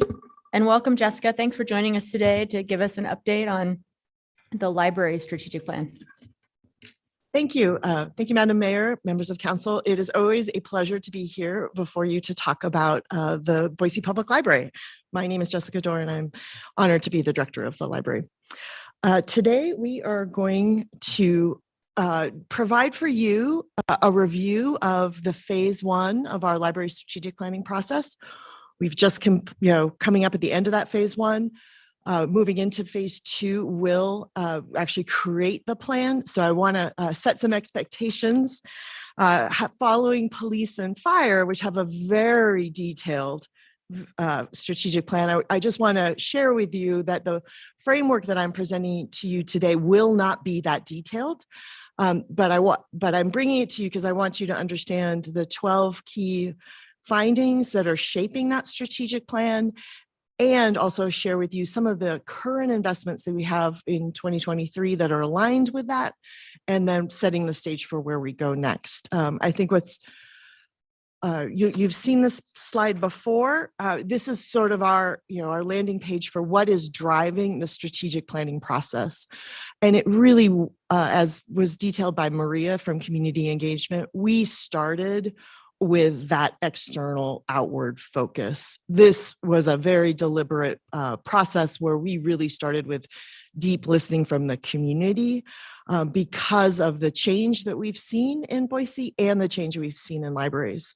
So our goal was a library that's outwardly focused on making a positive impact for the community we serve, and really creating one system that maximizes our assets for that community impact. So I'm really going to talk about what we heard from the community in terms of the impact that they want us to have for their lives and for the people that live here. I last came to you in October of last year, where we were really sort of wrapping up that phase 1 summary, and I want to share where we are with you right now. As I said, we are in the process of drafting that plan.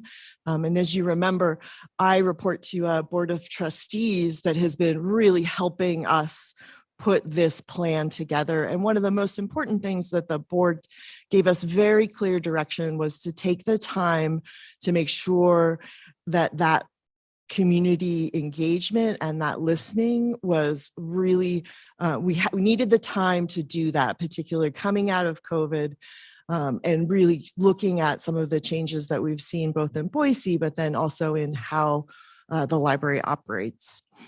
We also started, that project kickoff. We really started first with our staff. They are our most valuable asset in terms of how we engage with the public. So we really needed to make sure that we brought staff along first, then started our partner engagement, and then our public engagement. And we also did some peer benchmarking as well, so that we could understand where we could find some best practices in the field. So I'm going to share with you sort of the phase 1 summary and what those findings are and how we're using those going forward. And as I said, we are in process of really creating that plan, and we'll be bringing it first to the Board of Trustees for approval and then back to the council as well, so you can see it put together.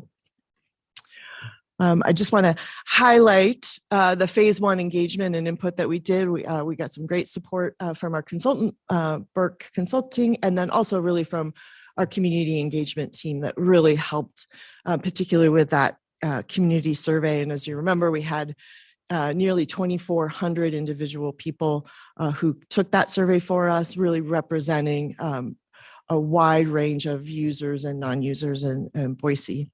We had 43 stakeholders. We did 7 listening sessions. We had 7 offsite tabling events. We engaged with more than 500 people out in the community. And as I said, we had a peer benchmarking with 14 libraries, including 5 in-depth case studies, really aimed at finding sort of libraries that are either similar to our size or a little bit larger, but have been exemplary in some of the areas that we would like to learn from. And I want to just remind you of sort of my major takeaway that I talked about when we were here together in October was that, of the people that responded to our community survey, 85% said we were doing very well or well in meeting the community needs. About 10% were sort of, well, you're okay. And only 5% were saying, you're not meeting the community needs. And for us, what was important in that is that gave us a real understanding of where people saw our services. They want us to improve, but this is not a radical shift. This is, okay, we believe the library is meeting our needs. We want to see you do better. We want to see some focus, but really just, doing the same work, maybe more or better. And with that in mind, so I'll talk about sort of the key community insights that came out of the strategic planning process. And the consultant that provided us with these insights organizes them into 4 sections. I'll shift later in my presentation to you to sort of the 4 areas that we're going to look at for focus, but this is really sort of internal to the library. So the connection between the library and the community, the library role and scope, library resources and facilities, and library staff, culture and systems. So in the library community connection, this is a moment in time, and the library in the city of Boise are at a pivotal moment of change and adaptation. And I think it's interesting following police and fire, also recognizing this is really a moment of change in the city of Boise. And so as police and fire are thinking about how they grow, this is an opportunity for the library to think about how we grow as well. Insight number 2, as the library adjusts for growth and change, the community wants the library to continually assess how to maximize the uses of its resources and expertise. And the most important part in this is we got some real clear direction from the community about where they want us to lead and where they want us to play a support role. And I think that you'll see me talk about that later, but I think it's really important for us to know where the community looks at us as the leader in an area and where they think our role is best in support of community impact. So the library role and scope. Boise residents and library stakeholders are strongly aligned in expecting the library to be inclusive and to serve all residents of Boise. Inclusivity means, demographic and socioeconomic diversity and all points on the political spectrum. The library is a trusted institution that serve people throughout their lives. And really that gives us an opportunity to help shape the future.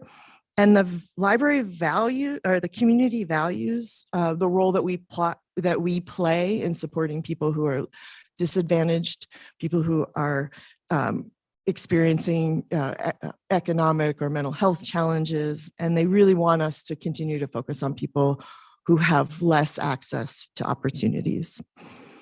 And then we also have the opportunity really to bring people together.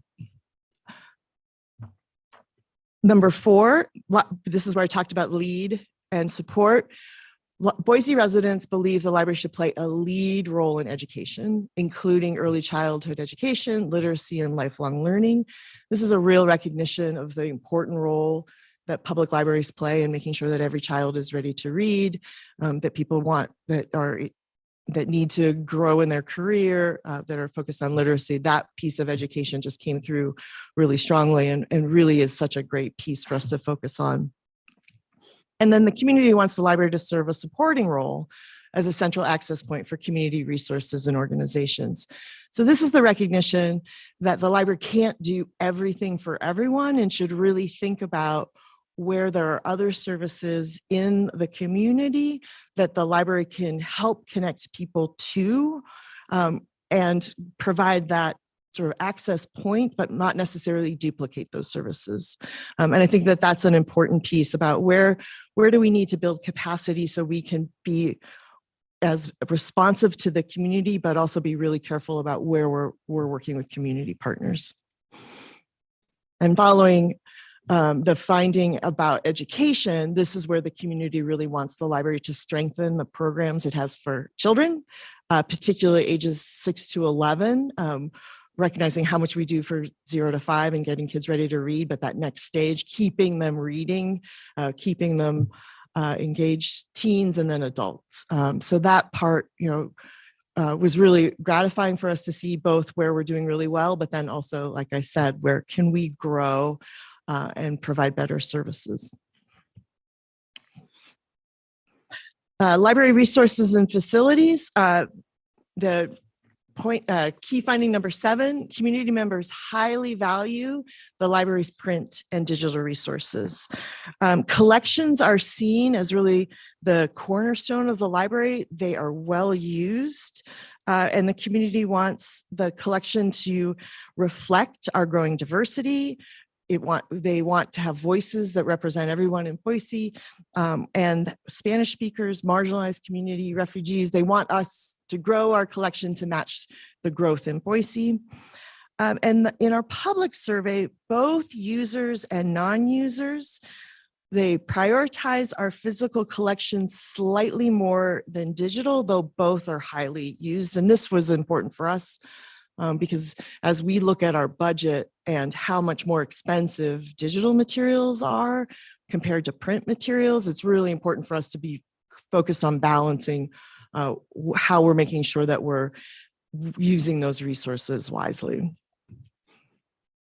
Key finding number 7, the community is not fully aware of all the library has to offer.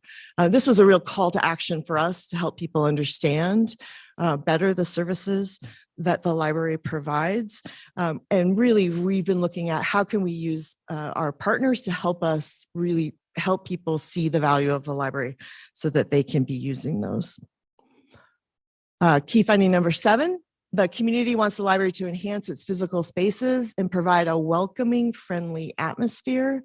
This is something that while we focused in our community feedback really on the services, we heard a lot from the community, recognizing where those services are and having facilities that keep up with the growth in Boise. And so one of the things that we're very excited to follow some of the work that the planning and development team is doing on the the zoning code rewrite and how Boise will grow, because that will help us think about where some of those facilities are best suited for the future. And then point number 10, the community wants the library to have the appropriate resources needed to achieve the community's vision for the library. That real recognition of investing in a library invests in the community and leads to impact for the people that we serve. We had 2 final findings about library staff culture and systems. Number 11, while staff have a positive outlook on the library's workplace culture, there are opportunities to improve some of the library's systems and structures. This includes how we collect data, how we onboard people, how we continually refresh people's skills. So there's great stuff for our leadership teams to work on. And number 12, the library should better utilize data to continually reassess its programs and services and inform decision-making. This was a really important finding for us as we were trying to put together, some of the ways that we want to grow is just having a better understanding of the data that we are collecting and being able to use it so that when we have resources available, we know that we're able to put them towards the place where we have the greatest need. Any questions on those findings before I transition? Okay, great. So right now we are fully in the work of drafting the plan. We will be meeting next week with our Board of Trustees where we will review a refined mission, vision, and value statement for the library. And we've also created, and I'll show these in the next slides for you, our areas of focus that we are going to be using to create the 5-year plan. And under that, then that will be our structure that will be used to design our goals and objectives. So our 4 areas of focus, we want to expand access, we want to increase impact, we want to optimize our resources, and we want to measure our value. So going into these, I want to talk a little bit more about what those mean in terms of what the community can expect, and then highlight some of the current investments that we are making this year and where we'll go next year as a way of showing hey, the resources that we are stewarding right now are very much aligned with the areas of focus that we heard from the community and give us a great baseline to build on.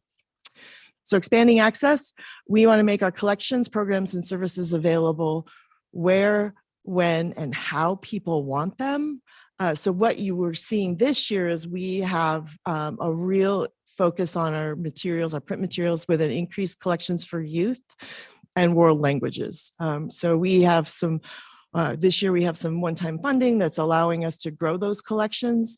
And we've really prioritized because of that role in education and making services or making materials available. We've really focused on youth and world languages. We're also adding a better search function. We're adding a discovery layer to our online catalog, which will help people find the materials they're looking for. And working with IT and community engagement, we're updating the library's website.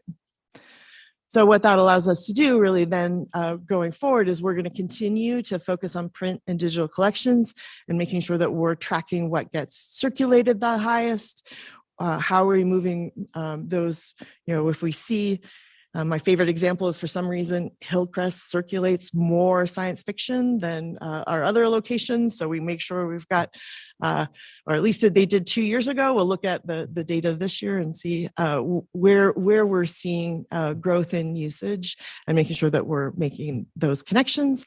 And then obviously the better support for world languages. It's wonderful having the language access coordinator at the city who's really helping us to find what are the languages where we expect that we'll see growth so that we're able to make sure we've got materials for everyone. Increasing access, this is where we want to make sure we're creating valuable experiences for every user and meeting their needs at every stage of life. What you're seeing right now is an increase of programs for youth and families. So our program guide for spring is in the works right now. And this is really where you'll start to see we're making sure we've got those programs.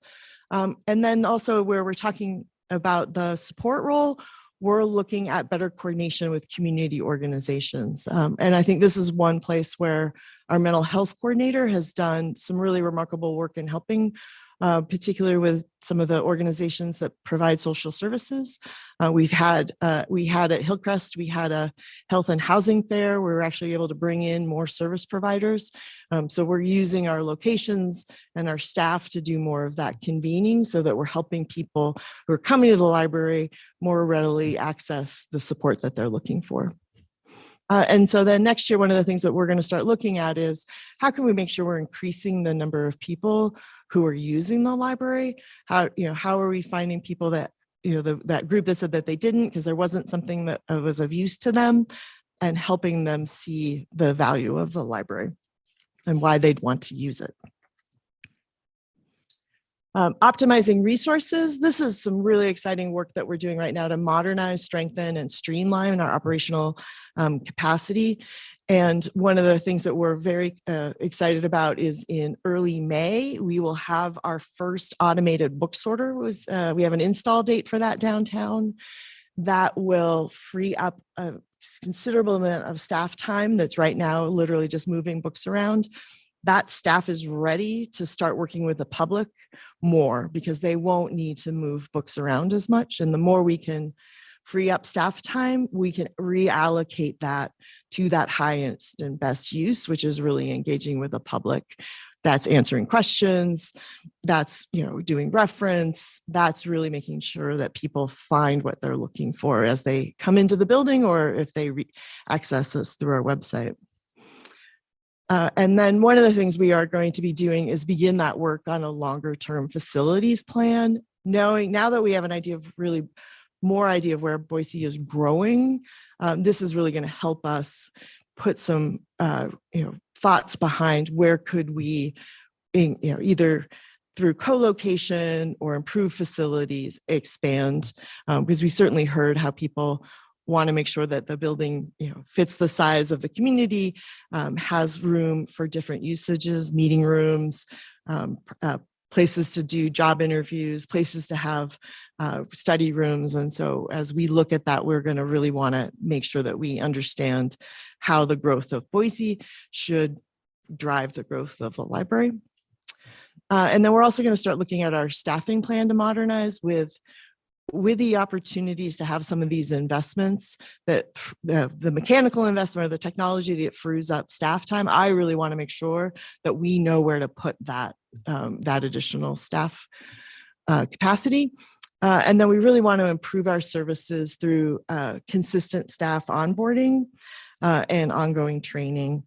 And here's a place where I really want to share how much I appreciate the work that the chiefs are doing with fire and police, because we've been able to really learn from some of their models of total employee support and wellness. And I think the issues that they deal with trauma are greater than we see in the library, but we are a public facing staff that also has some of that experience. And so the more we can learn from them and the more that we can consider how employee health and mental health in particular is valuable for all staff members, I think the better off we will all be as public servants. And finally, the measuring value. We really are excited to spend this year establishing sort of our impact and performance metrics and use that data for decision making. We need to establish a system-wide structure for data collection. Right now, we've got data that we collect in many different places, and we have not been able to bring it all together so that we can consistently use it to make decisions. And that will be a real area of focus for my leadership teams as we go forward. And so just as a reminder, here's where we are right now. We are very excited about the work that we've done to date. I think we just want to really, again, share how much we appreciate everything that the community shared with us in it, and how excited I am that this is really an opportunity for us to build on what we had before. and strengthen where the library goes in the future. And with that, I will stand for any questions.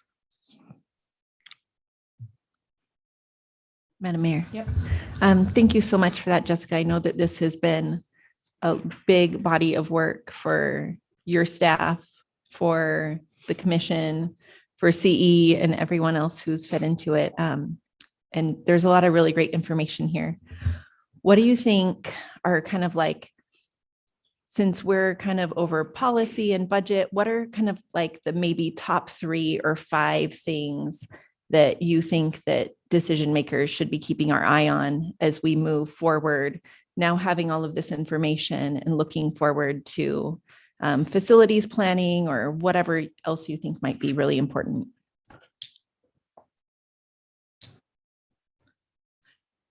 Madam Mayor, thank you, Council President Woodings. That's a great question. As you know, I really appreciate how all of you are library champions and looking for ways that the library supports the community. I think, we are interested in really making sure that we're taking care of the library workforce. Those are the people that when you come in for story time, they are the people who you see out in the community, in the parks, doing music and movement. We've continued to have turnover in our library staff that sometimes does require us to, sometimes we can't do all the programming that we want to do because we are just trying to continue to fill the spots. So taking care of the people that work in the library, I think to me is one of the most important things that you can continue as advocates for the library to look at.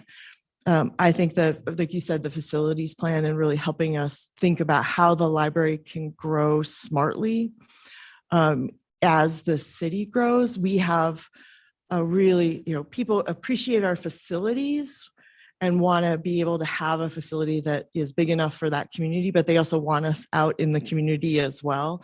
And so helping us think through that balance about where a facility is really going to serve as a hub. I think one of the things that we're really interested in is sort of the growth along State Street and potential places where that density can really lend itself to an expanded library facility, but then also looking at the whole city as well and making sure, one of the things that we were trying to come up with is, how Parks has a wonderful, trying to have 10 minutes walk to a park, but, we don't have an equivalent right now for libraries, partly because the library is also on your phone and you take the library with you everywhere you go if you've downloaded, our IDA app. So the balance between location and technology is something that's really interesting for us, but we're certainly interested in potentials for co-location, particularly with other service organizations, because there's just such efficiencies in that. And then obviously the continued investment in the downtown library, where we've really got some great work going now to make sure that that building is ADA compliant. And because it is our largest location, we serve so many youth in that building, and we really want to make sure that they're growing up in a library that is, matches their need for curiosity, for stories, for reading, for learning and exploration. Thank you. Thank you. Madam Mayor. Director Dorr, thank you so much. Thank you for all this hard work. It's been an incredible process and you've outlined it really well. I think it's an important time for us to be vocal supporters of libraries and all that libraries do for literacy, not only from those who are learning to read, but those who, like myself, want to be and continue to be lifelong learners. What I really heard in your presentation was this underpinning for not only access to materials, but also access to services. And we need to have equitable access within the city. So I'm very interested and excited that we're going to talk about facilities, because in order to have those services, we have to have facilities that match that. And in West Boise, we have a library desert. We do. And there's a lot of interest in correcting that. And I want to make sure that we're at the table when those decisions are talked about, because we have a lot of support coming out from our part of town to get more access to those that are within our city limits. So I'm excited that, we're looking towards that goal and that it's on the horizon, but I really want to continue to put a plug in. And I knew you knew I was going to say it, that that's an important part to our community in West Boise. Thank you. Madam Mayor, Councilmember Willis, I did know you were going to say that. Yes. And what was surprising to me was that we really wanted to focus on services first, because if I don't know what services you want, I wouldn't know how to build a building to match that. And what was really interesting was how loud, even in conversations that are about, what do you want us to do in terms of helping you with lifelong learning or job seeking or, small business support or education? The facility also drove a lot of people's feedback to us in a way that I quite frankly did not expect. And I think that bit about recognizing the actual what a library means from a physical point of view. This is a place where the community can gather. This is a place where we show the value of providing equitable access for the whole community. It was a real lesson learned for me in how intricately linked those are. And I think, I'm taking that away from hearing that from Boise, that those conversations really do need to be brought together because of the physical aspect of a library building. So thank you. Madam Mayor, comment and a question. It's great to see you. And thank you for allowing me to be part of this process. I've served as the council liaison to the library board and on the strategic planning committee. And I would note that I really admire your ability to both navigate a board of directors and a group of city council members as well. It's unique that you have to, that you get to do that. I also want to just bring some attention that the strategic plan isn't done yet. So there's going to be some more specific things that we'll see here soon. And I really appreciate the amount of community outreach that's been done already. And it's sort of like there's a juxtaposition of the presentation that we just got from fire and police, where there's sort of a plan and some details that we've been given, and the community outreach is being done second versus community outreach that's been done first and some plan that's coming forward. I guess one of my questions is, one of the things that we saw with police and fire was there was, I think, a request for a training center. There was a request for some additional spaces downtown, a space, I think, in East Boise, a specific number of staffing, 129 staff members, and then a specific ratio of what is comparable to some other benchmark cities, which I know is something that we talked about during the strategic planning process. When we get the strategic plan back, do you anticipate anything specific saying that here's what the averages of employees to population based off of our peer cities, and here's about how many additional staff members we think we may see? Do you anticipate there being any sort of recommendations for areas to potentially explore, or do you think we won't get quite into the specifics with the final strategic plan? Madam Mayor, Councilmember Halliburton, I really appreciate you bringing that up, because boy, following police and fire, I am feeling wow, that's a level of specificity I don't have. What's council going to think of that? Yeah. But I do think, part of the nature of library work is we need to hear from the community, and every community is unique in how its density, its locations, its demographics. So for me, it just I really wanted that deep community listening piece, because I wanted anything that came out of it to really reflect what the community is telling us. And that, I think, is the most important piece that I want everyone to have confidence in, that this strategic plan is built directly on what the community told us. We are going to try with some of the, particularly some of the benchmarking we had with some of our peer cities.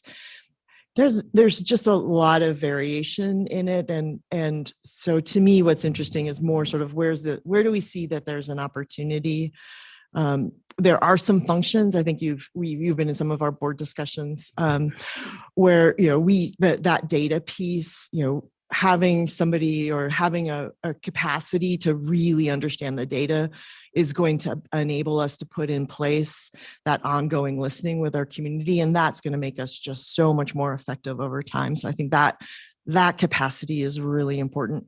I think the ongoing training and staff development, technology changes so quickly, and people are bringing, they bring to us their technology needs, they bring to us their service needs. And so the more that we can have capacity to really make sure our staff are always well trained, because they need to have that continually refreshed. We just had a very successful Polaris upgrade this morning, thanks to our IT team that got up very early in the early hours of the morning to do that behind the scenes. But we had to do a whole bunch of staff development of hey, this system is new. Here's how you need to log on. Here's what it looks like. Here's how this may change what the public sees or not sees. So for us to keep our skills going is really going to be critical. I think those roles are really important. And then, making sure that we also have a structure in place that allows us to grow our leaders as well. So someone who joins as in a library assistant role, maybe works up to a librarian. And then how do we think about the management that we need as well, particularly knowing that our managers and supervisors are really working right now. One of the things we're doing is training for them, sort of how you help identify if somebody on your staff is having a mental health crisis. That is not something that when I was in library school that we ever had to learn. And now when you think about us working with the public and the issues that the public is bringing to us that our staff are dealing with and how our managers are supporting them. So making sure that we've got the right staffing model, I think that's where you'll see some more of that specificity, those roles, and then also just making sure we've got the right leadership in place. Great. Madam Mayor, if I can just follow up with a comment. I'm glad you brought that last part up, because one of the points on there, I think it's point number 5, the community wants the library to serve a supporting role as a central access point for community resources and organizations. And that was something that was really loud and clear, I think, in the survey. And when we talk about our police and our fire, we talk about first responders and frontline workers, where our library really are frontline workers as well. You've got a variety of different people who come in with a variety of different things that they're accessing the library for, maybe looking for jobs, maybe looking for access to other nonprofits. And I really do think that it's important that we give them the training that they need and the ongoing professional development that they need to actually be able to serve as that central access point for community members. And I do think that we're going to need to be looking at additional areas for libraries like West Boise to be that access point, and then also knowing how many people are accessing that central access point in downtown Boise right now is really important. And I will comment, and I'll say this, even though you didn't say this specifically, the same with fire and the same with police. I think that we should be expecting additional staffing to maintain the level of service that our community is expecting and the ratio from our peer cities, and additional facilities as well. And it just sometimes strikes me that like fire and police, they come in, they say, this is exactly how many they want, exactly how many they need. And sometimes it's a little bit more difficult for the library to say that, but I do think it's really important that we keep pace with that professional development, that support, and the staffing at the same time. Thank you. Madam Mayor, I just have a comment. Our librarians are heroes. And so I just wanted to call that out specifically to some members of your staff who have really been advocates for librarians as a profession, especially at the state level in the past few weeks. I know that that's hard for them to do that. I know that it's probably really stressful. I get nervous and stressed out when I go in front of a legislative committee, so I can only imagine how somebody who's not used to that feels. But they really have been stalwart advocates for librarians. And I've always appreciated the service that my family gets from librarians as we're figuring out, my daughter, who's a really great reader, but she's only 12, what kind of material is going to be appropriate for her but still match her reading level. And they've always been so great at navigating those things for us. So I just wanted to maybe give them that little pep talk, and keep up the good work. You guys do a fabulous job. Madam Mayor, Madam Mayor. Council President Woodings, thank you so much. It has been a very challenging time to be a librarian in a way that is really unexpected. And to me also what was really gratifying with our community survey is how much people in Boise appreciate and expect that the library serves a diverse population and represents that diversity in the library and in our materials. And I appreciate you calling out some of my staff people that are really leading the profession right now in trying to counter a minority viewpoint that does not appreciate that role. That's the role of public libraries, is to really provide access and opportunity for everyone. My board of trustees is very committed to that. They are advocating for libraries and freedom to read and freedom of expression every day. And I appreciate that you've said that, because I know that that's also real values of Boise and the Boise City Council. So thank you. Madam Mayor, thank you.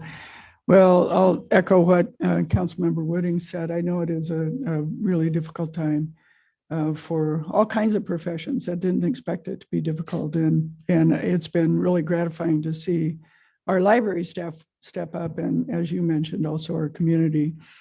So thank you for that.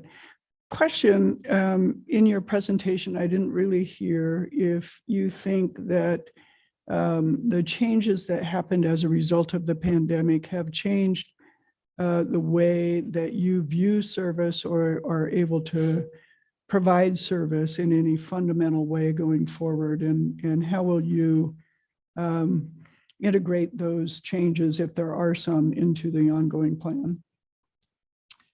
Madam Mayor, Council Member Clegg, thank you for that question. And I'm sorry I didn't call it out, because we think about it all the time. And there's a couple of things that come to mind. One is it takes more people to run our buildings right now post-COVID than it did pre-COVID, which is, and we were wondering if that was going to change, if that would go back to sort of pre-COVID. And it's not, in terms of, we're always running curbside now.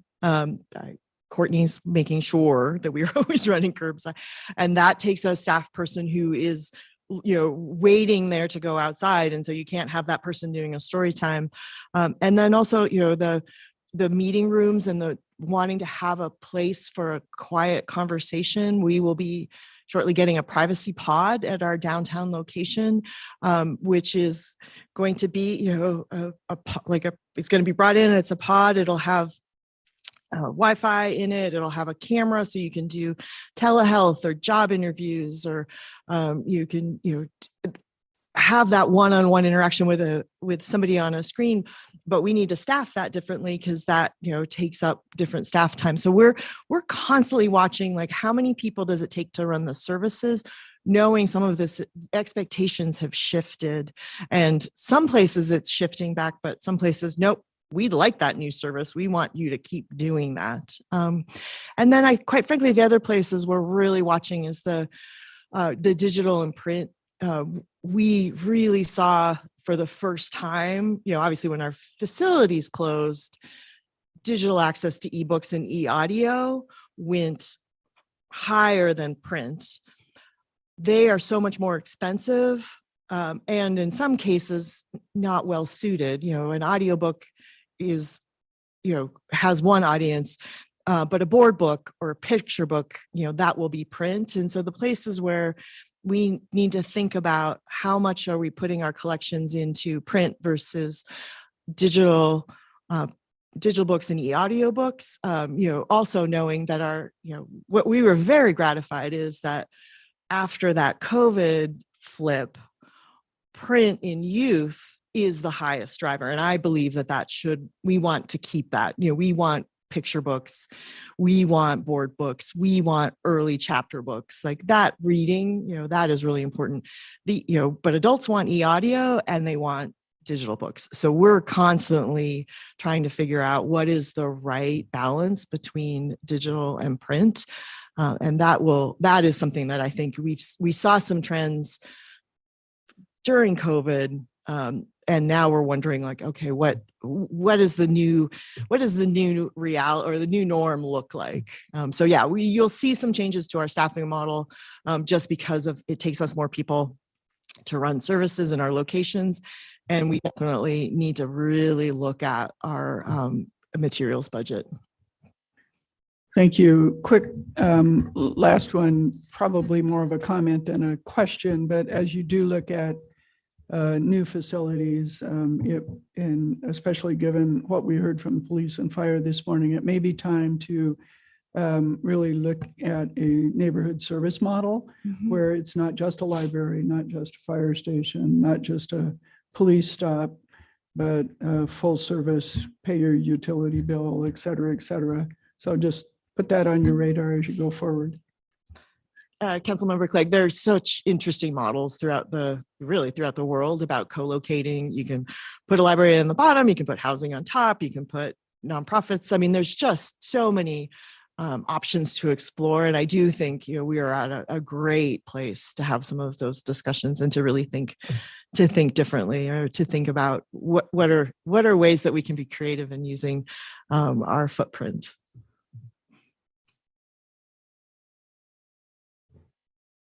Well, thank you, Jessica. It's great to see the progress. Look forward to seeing the end result and then ultimately the programming. And, this focus on programming for this one and services is really important because, as you mentioned, the understanding the programming and services helps you then determine how and where to build. Right. And so knowing in a post-COVID era, the needs of our residents, the expectations they have, and the services that the library can provide are key building blocks to making sure that as we make investments in libraries, we're doing it in the right way. And I too want to say thank you to you and your team. We saw during COVID, and then since, as you've said, staffing needs haven't reduced, they've stayed high. The role that librarians play in our community became so much more apparent to all of us. Like so many first responders and childcare providers and teachers, like we just saw in a different way how important the role that librarians and library workers play in our community, and deeply appreciate the innovation that came out of the library and your team, the kind of pressures that your team members have experienced and the resilience they've shown. And you've also demonstrated, as Council President Woodings mentioned, you and your team have been advocates at a time that we didn't expect to have to be advocates for the values of our residents. And Boiseans expect us to do that. And so as librarians, you're standing up. The city council has stood up for values.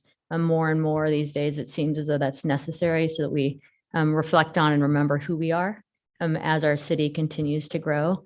And it's a tough spot for your folks to be in, and really appreciate their bravery, frankly, and their willingness to give voice to the values of our city and our residents at a time like this. So thank you very much.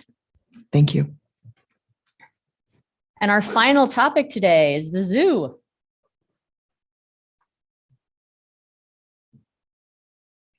I got it. Yeah. Thanks, Jess.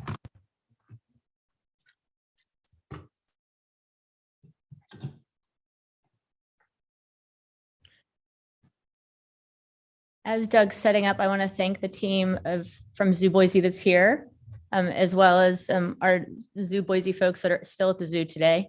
And I don't know if you're going to bring it up, but a whole bunch of people are going to be exposed to the zoo in March that I think probably haven't been before, with Treefort locating so close to the zoo. I keep imagining like giraffes with ear protector things on as part of the kind of new graphics related to Treefort, but appreciate the Parks Department, the zoo teams work to get that right. And I'm so excited that you're being incorporated into the festival in ways too, so that just people that wouldn't typically decide to walk through the zoo are likely going to make that choice. Well, thank you, Madam Mayor, council members. We as well are very excited about Treefort's relocation to Julia Davis Park. And as you mentioned, Madam Mayor, there will be some interaction between our Treefort participants and Zoo Boise.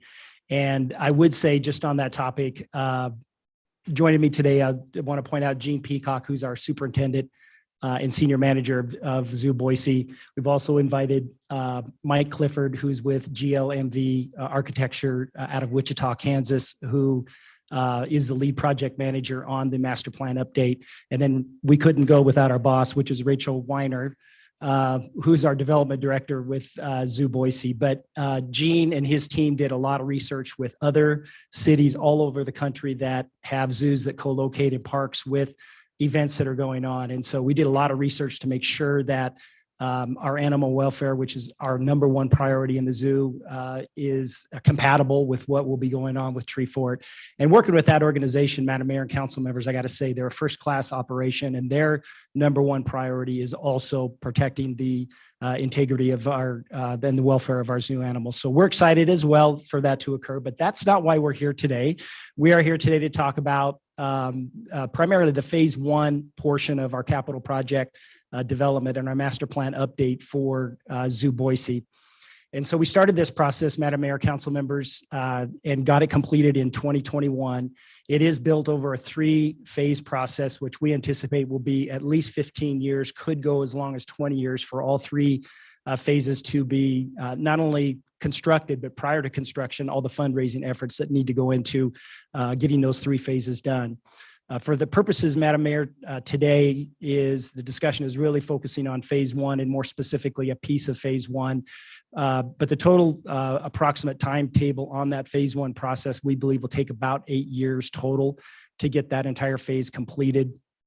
The Friends, as I mentioned, they did an RFP for design and selected GLMV Architecture, again, as I mentioned, out of Wichita, Kansas.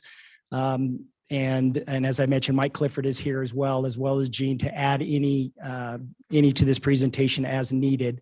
But GLMV does do zoos, aquariums, museums. They have a division.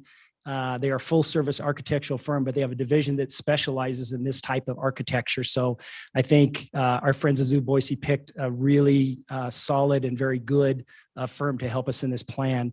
They'll also be project managers with Ørsted Architects, which will be our local firm that will work with GLMV as well.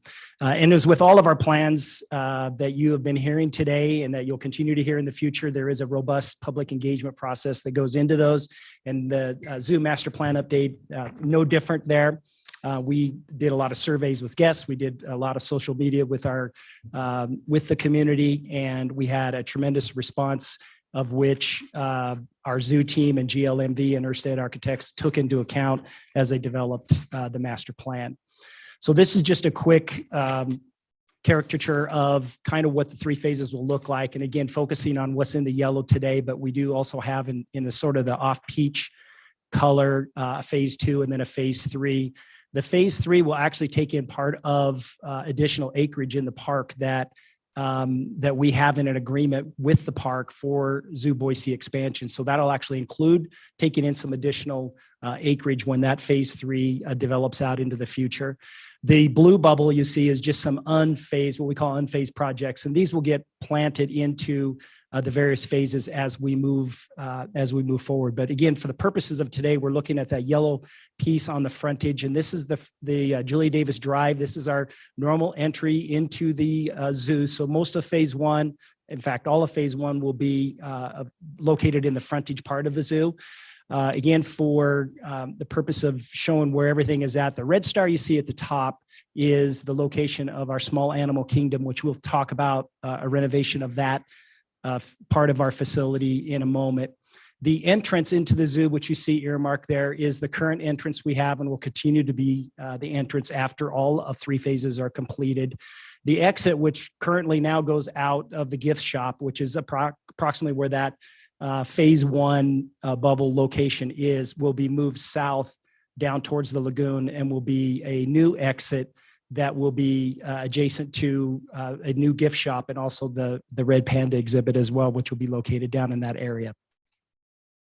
So again, phase 1, we broke it out into 2 segments. So we're referring to them as phase 1A and phase 1B.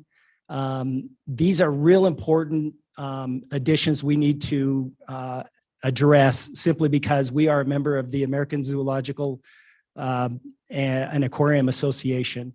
And it's a very prestigious accreditation, and it is only given to zoos that operate under the highest standards of animal care and zoo operations. And so a lot of what we are proposing over these 3 phases are really allow us to not just maintain our zoo accreditation, our AZA accreditation, but also enhance that. These will also, we are woefully short on staffing space, so we're going to be addressing that through this phase 1 process. Our educational programming is one of our more popular parts of what we do, the Friends do at Zoo Boise, but they do it in a makeshift area. And so adding an educational component to this is very important. And we believe all of this enhances our visitor services to the zoo.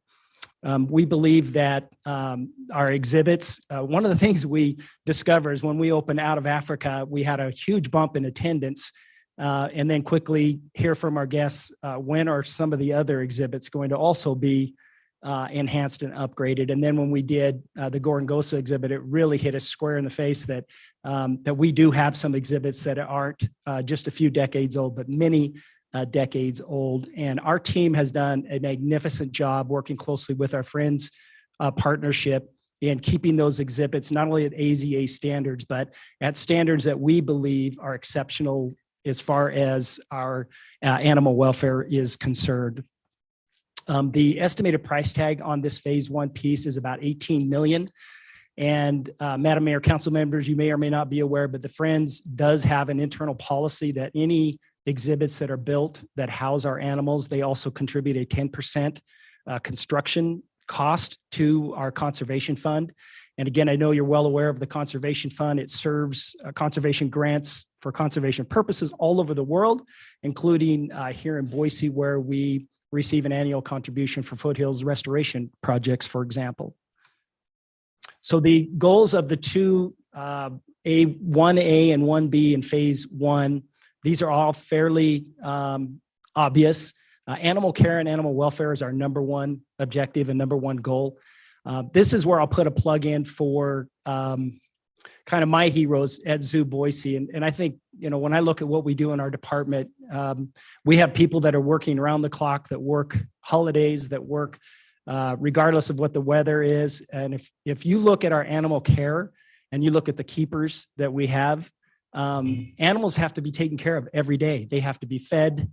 They have to have enrichment activities. They have to be cared for on a daily basis. So when many of us have a holiday off, our keepers are still at Zoo Boise. They're still taking care of our animals and making sure that they are in the absolute best, have the absolute best care of any zoo in the country. Accessibility, you're going to hear that throughout all of the presentations you're going to hear over the next several years as we roll out each of these phases. It is probably the most important piece in increasing our guest experience for Zoo Boise. Obviously, we're in this to generate revenue. The revenue is very important to us in manning the daily operations of Zoo Boise. So our guest experience and how we generate that revenue is very important. I've already mentioned conservation. You know how important that is to Zoo Boise and important to the city of Boise. Our staff experience, care and support of our animals. I really covered that more in our animal care piece, but I can't say enough about the team that we have and how important it is that we're supporting them in the work that they do for Zoo Boise. And then, as I mentioned earlier, education, we need a new education facility, and we're going to be talking about what that means to Zoo Boise moving forward. So the key components of 1A and 1B is very much follows the goals that you saw on the previous slide. It's obviously to modernize our animal exhibits. It's bring them into the 21st century. Again, when we opened Gorongosa, the first thing we did is walked past for example, snow leopard and by the red panda, and we looked at those exhibits and thought, we got to do something, and we have to do something sooner than later. And so Gene and his team got together and got that master plan update done so that we can move into the future with our animal exhibits and bringing them into the 21st century.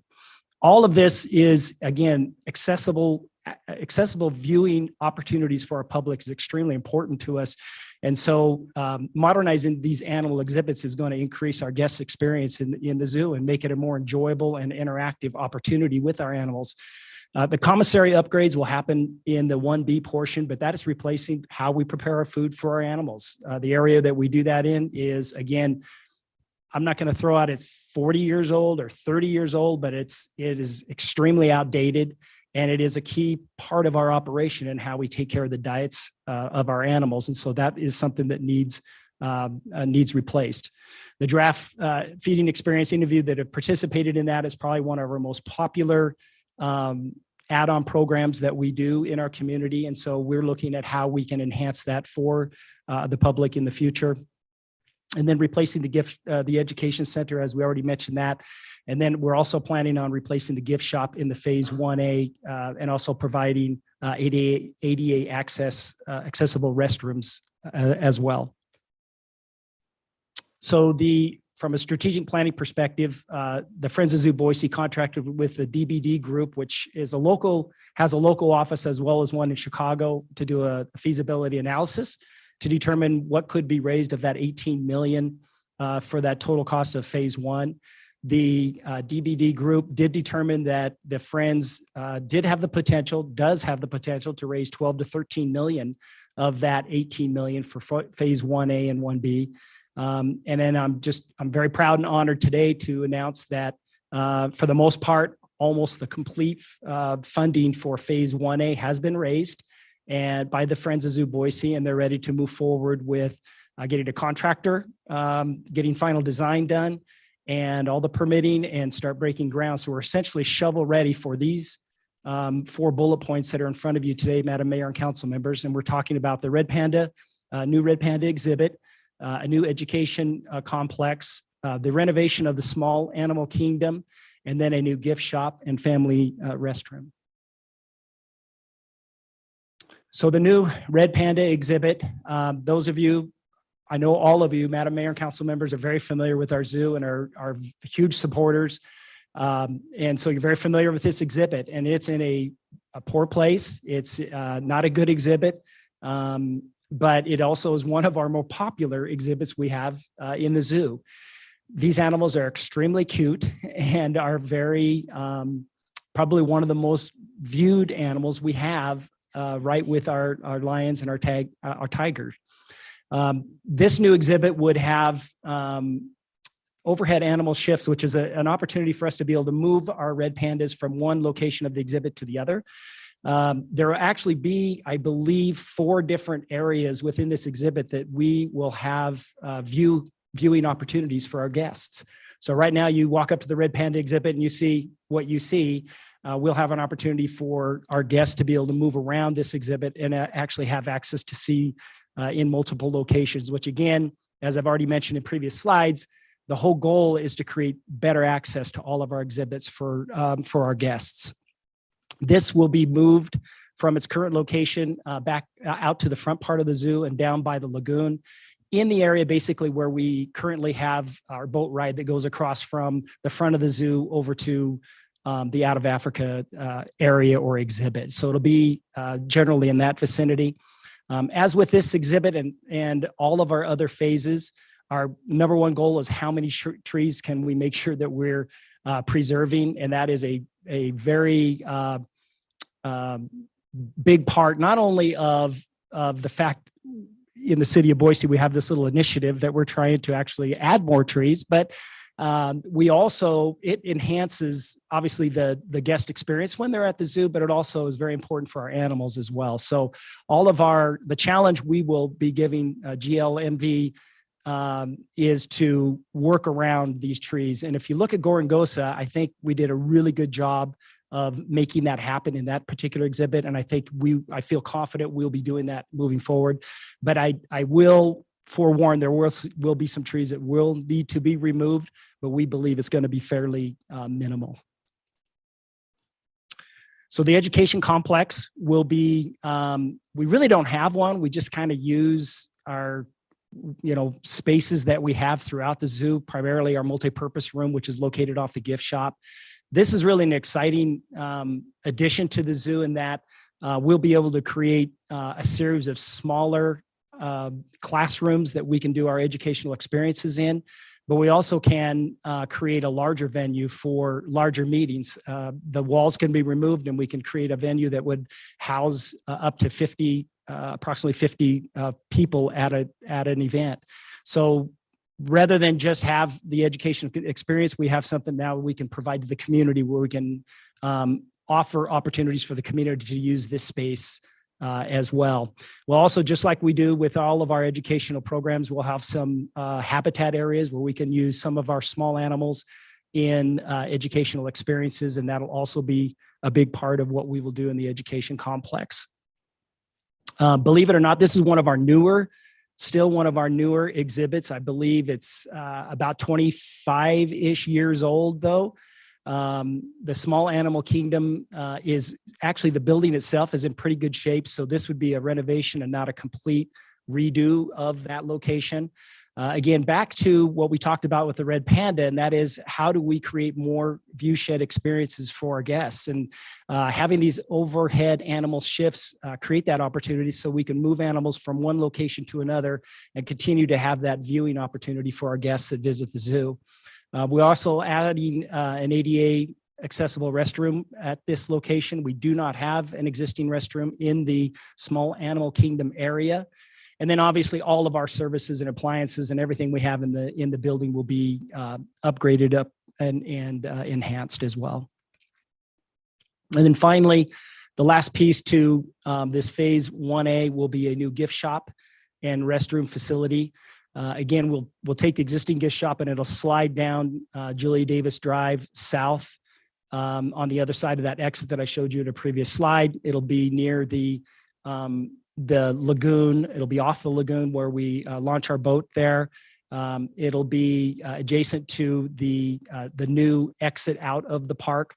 So there'll be actually an exit. You can go through the gift shop, of course, and then another exit out of a turnstile out of the zoo itself. The exciting part about this is that this will be, if you look at our current gift shop, if you go out one side, you're going into a parking lot. If you go out the other side, you're looking at stairs.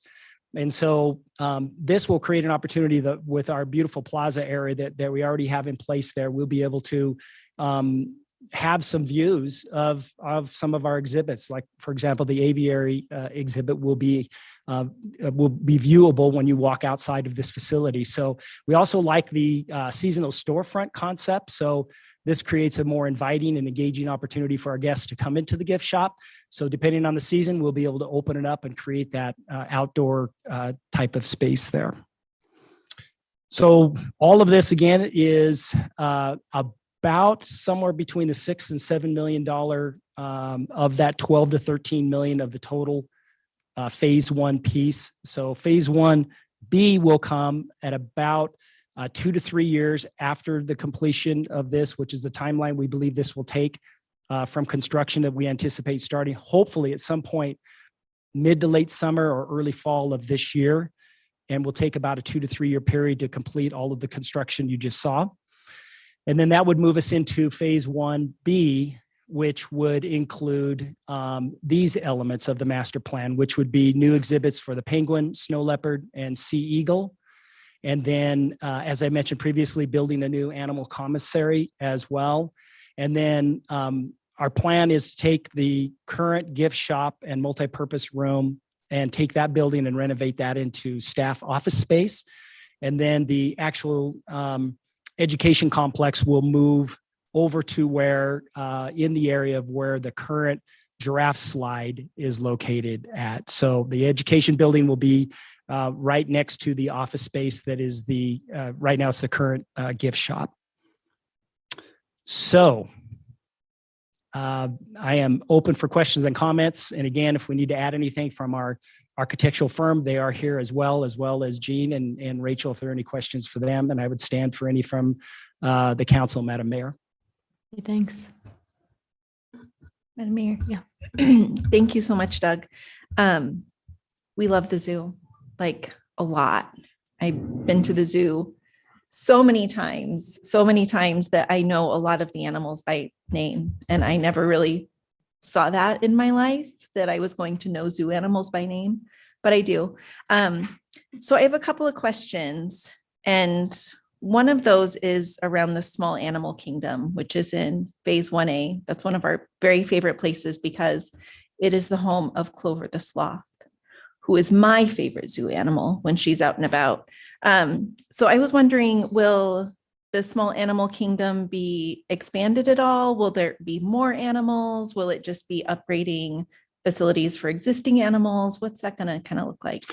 Madam Mayor, Council President Woodings, we're always looking at how we can house new animals, and that's always something that our team is looking at. I would ask Jean to step up and kind of comment on what our thoughts are moving forward with adding animals to that area. Right now, the plan is just to renovate the facility, but I'll have Jean answer that. So the sloth is very cool. Her name is Clover, by the way. Is that what I said? Clover is our sloth's Yeah, name. yeah, okay.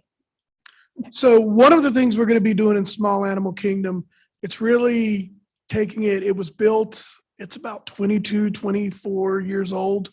So we'll be giving it a facelift. So the exhibits look modern. We're going to combine some of the elements. For example, Mr. Mac and Miss Mac, their outdoor habitats and pools, they're going to get renovated. We're going to be moving the bats down to Small Animal Kingdom probably and get them out of that little bat house. So they'll have modern exhibits. But one of the overhead shifts, as Doug mentioned, is the tamarins will get a new exhibit.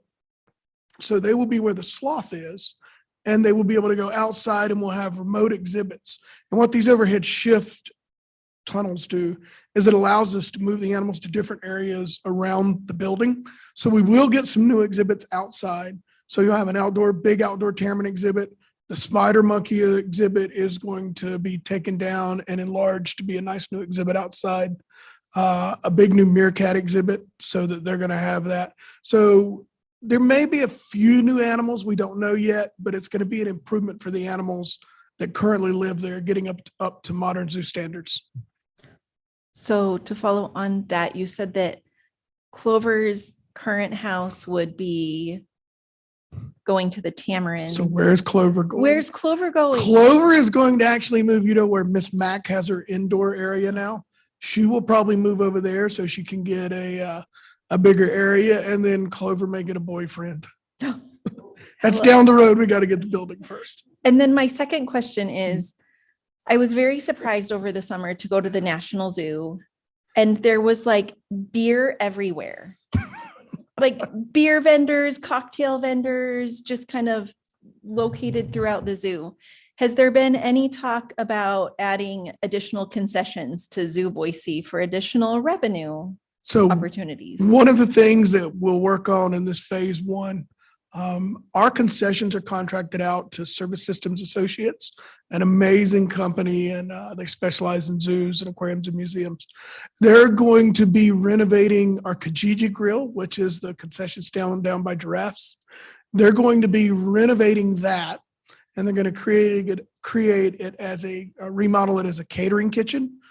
We do a tremendous amount of catering, and they do it all out of that little facility up front. And so that will get renovated. It will have a takeout window service with some new opportunities there. And as you heard Doug mention, the education building is going where the giraffe slide is. The giraffe slide is not going away. We're going to move the giraffe slide down to that area, so the giraffe slide will be near the giraffes. That's cool.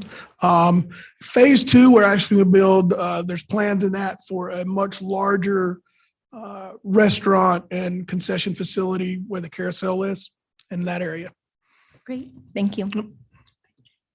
Madam Mayor, Council President, I think where you were going to is alcohol, something that might end up in the zoo. At this point, there's no plan to add alcohol sales, but we do offer it through SSA's contract for evening and special events that we have there. And for the record, I think that's totally fine. I was actually very surprised to walk into a zoo and have, cocktail bars all over the place. I thought it was really odd.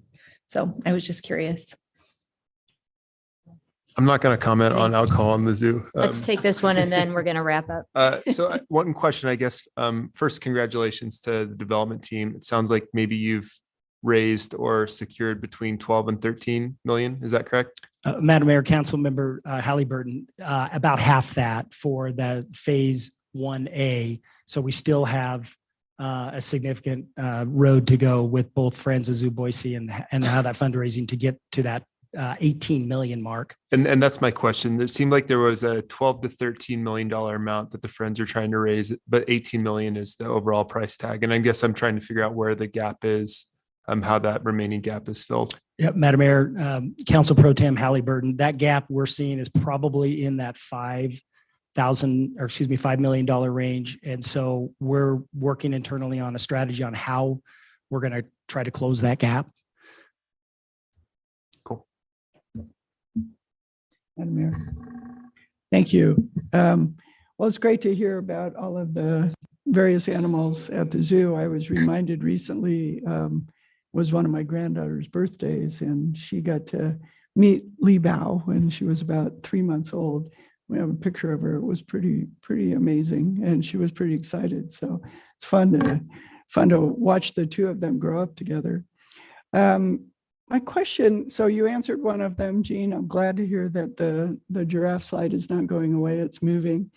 As you rebuild the small animal kingdom and as you do these other renovations, are you also looking to build in some activity? I know that at least when I'm there with my grandchildren and used to be with my children, having that sort of small active space for them to take a little break and burn off some energy is always really nice. So we have the slide in the small animal kingdom. We have the animals that they climb in there in front of the giraffe. And I just wonder if you're planning to keep those and add more. What kinds of things are you doing around that?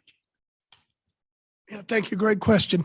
We're actually in the process right now of working on our interpretive plan for all of phase 1A and B. And a big part of that is empathy and generating empathy when you visit the zoo and the exhibits. And so a large component of that is going to be things just like that. Some of it may be climbing apparatuses. For example, we have the nest that's over by Small Animal Kingdom. We'll do something like that in phase 2 when we have our new Sea Eagle exhibit. So we are going to have elements like that. There may be some more modern technology, sort of like what we incorporated over in Gorongosa with the video monitors and microscopes. But we're developing those plans right now, where GLMV actually has a division to develop our graphics, our interpretive, and our storyline. And we've started that process. Matter of fact, we have a meeting tomorrow on that. So we are developing that currently, and those will absolutely be incorporated in all phases. Well, thank you so much. I appreciate where the plan has gone, and also want to thank not just the Zoo Boise staff, but the Friends of Zoo Boise for the fundraising that they've done already. You know, at one point, we anticipated that there might be an ask of council and of the city budget sooner than there likely will be, and that's directly a result of the dedication commitment Friends of Zoo Boise has with our development team to raising the money needed to do this. Really look forward to seeing next steps and think we're on a great path forward. Great. Thank you, Mayor. Thank you. And with that, we will be back at noon.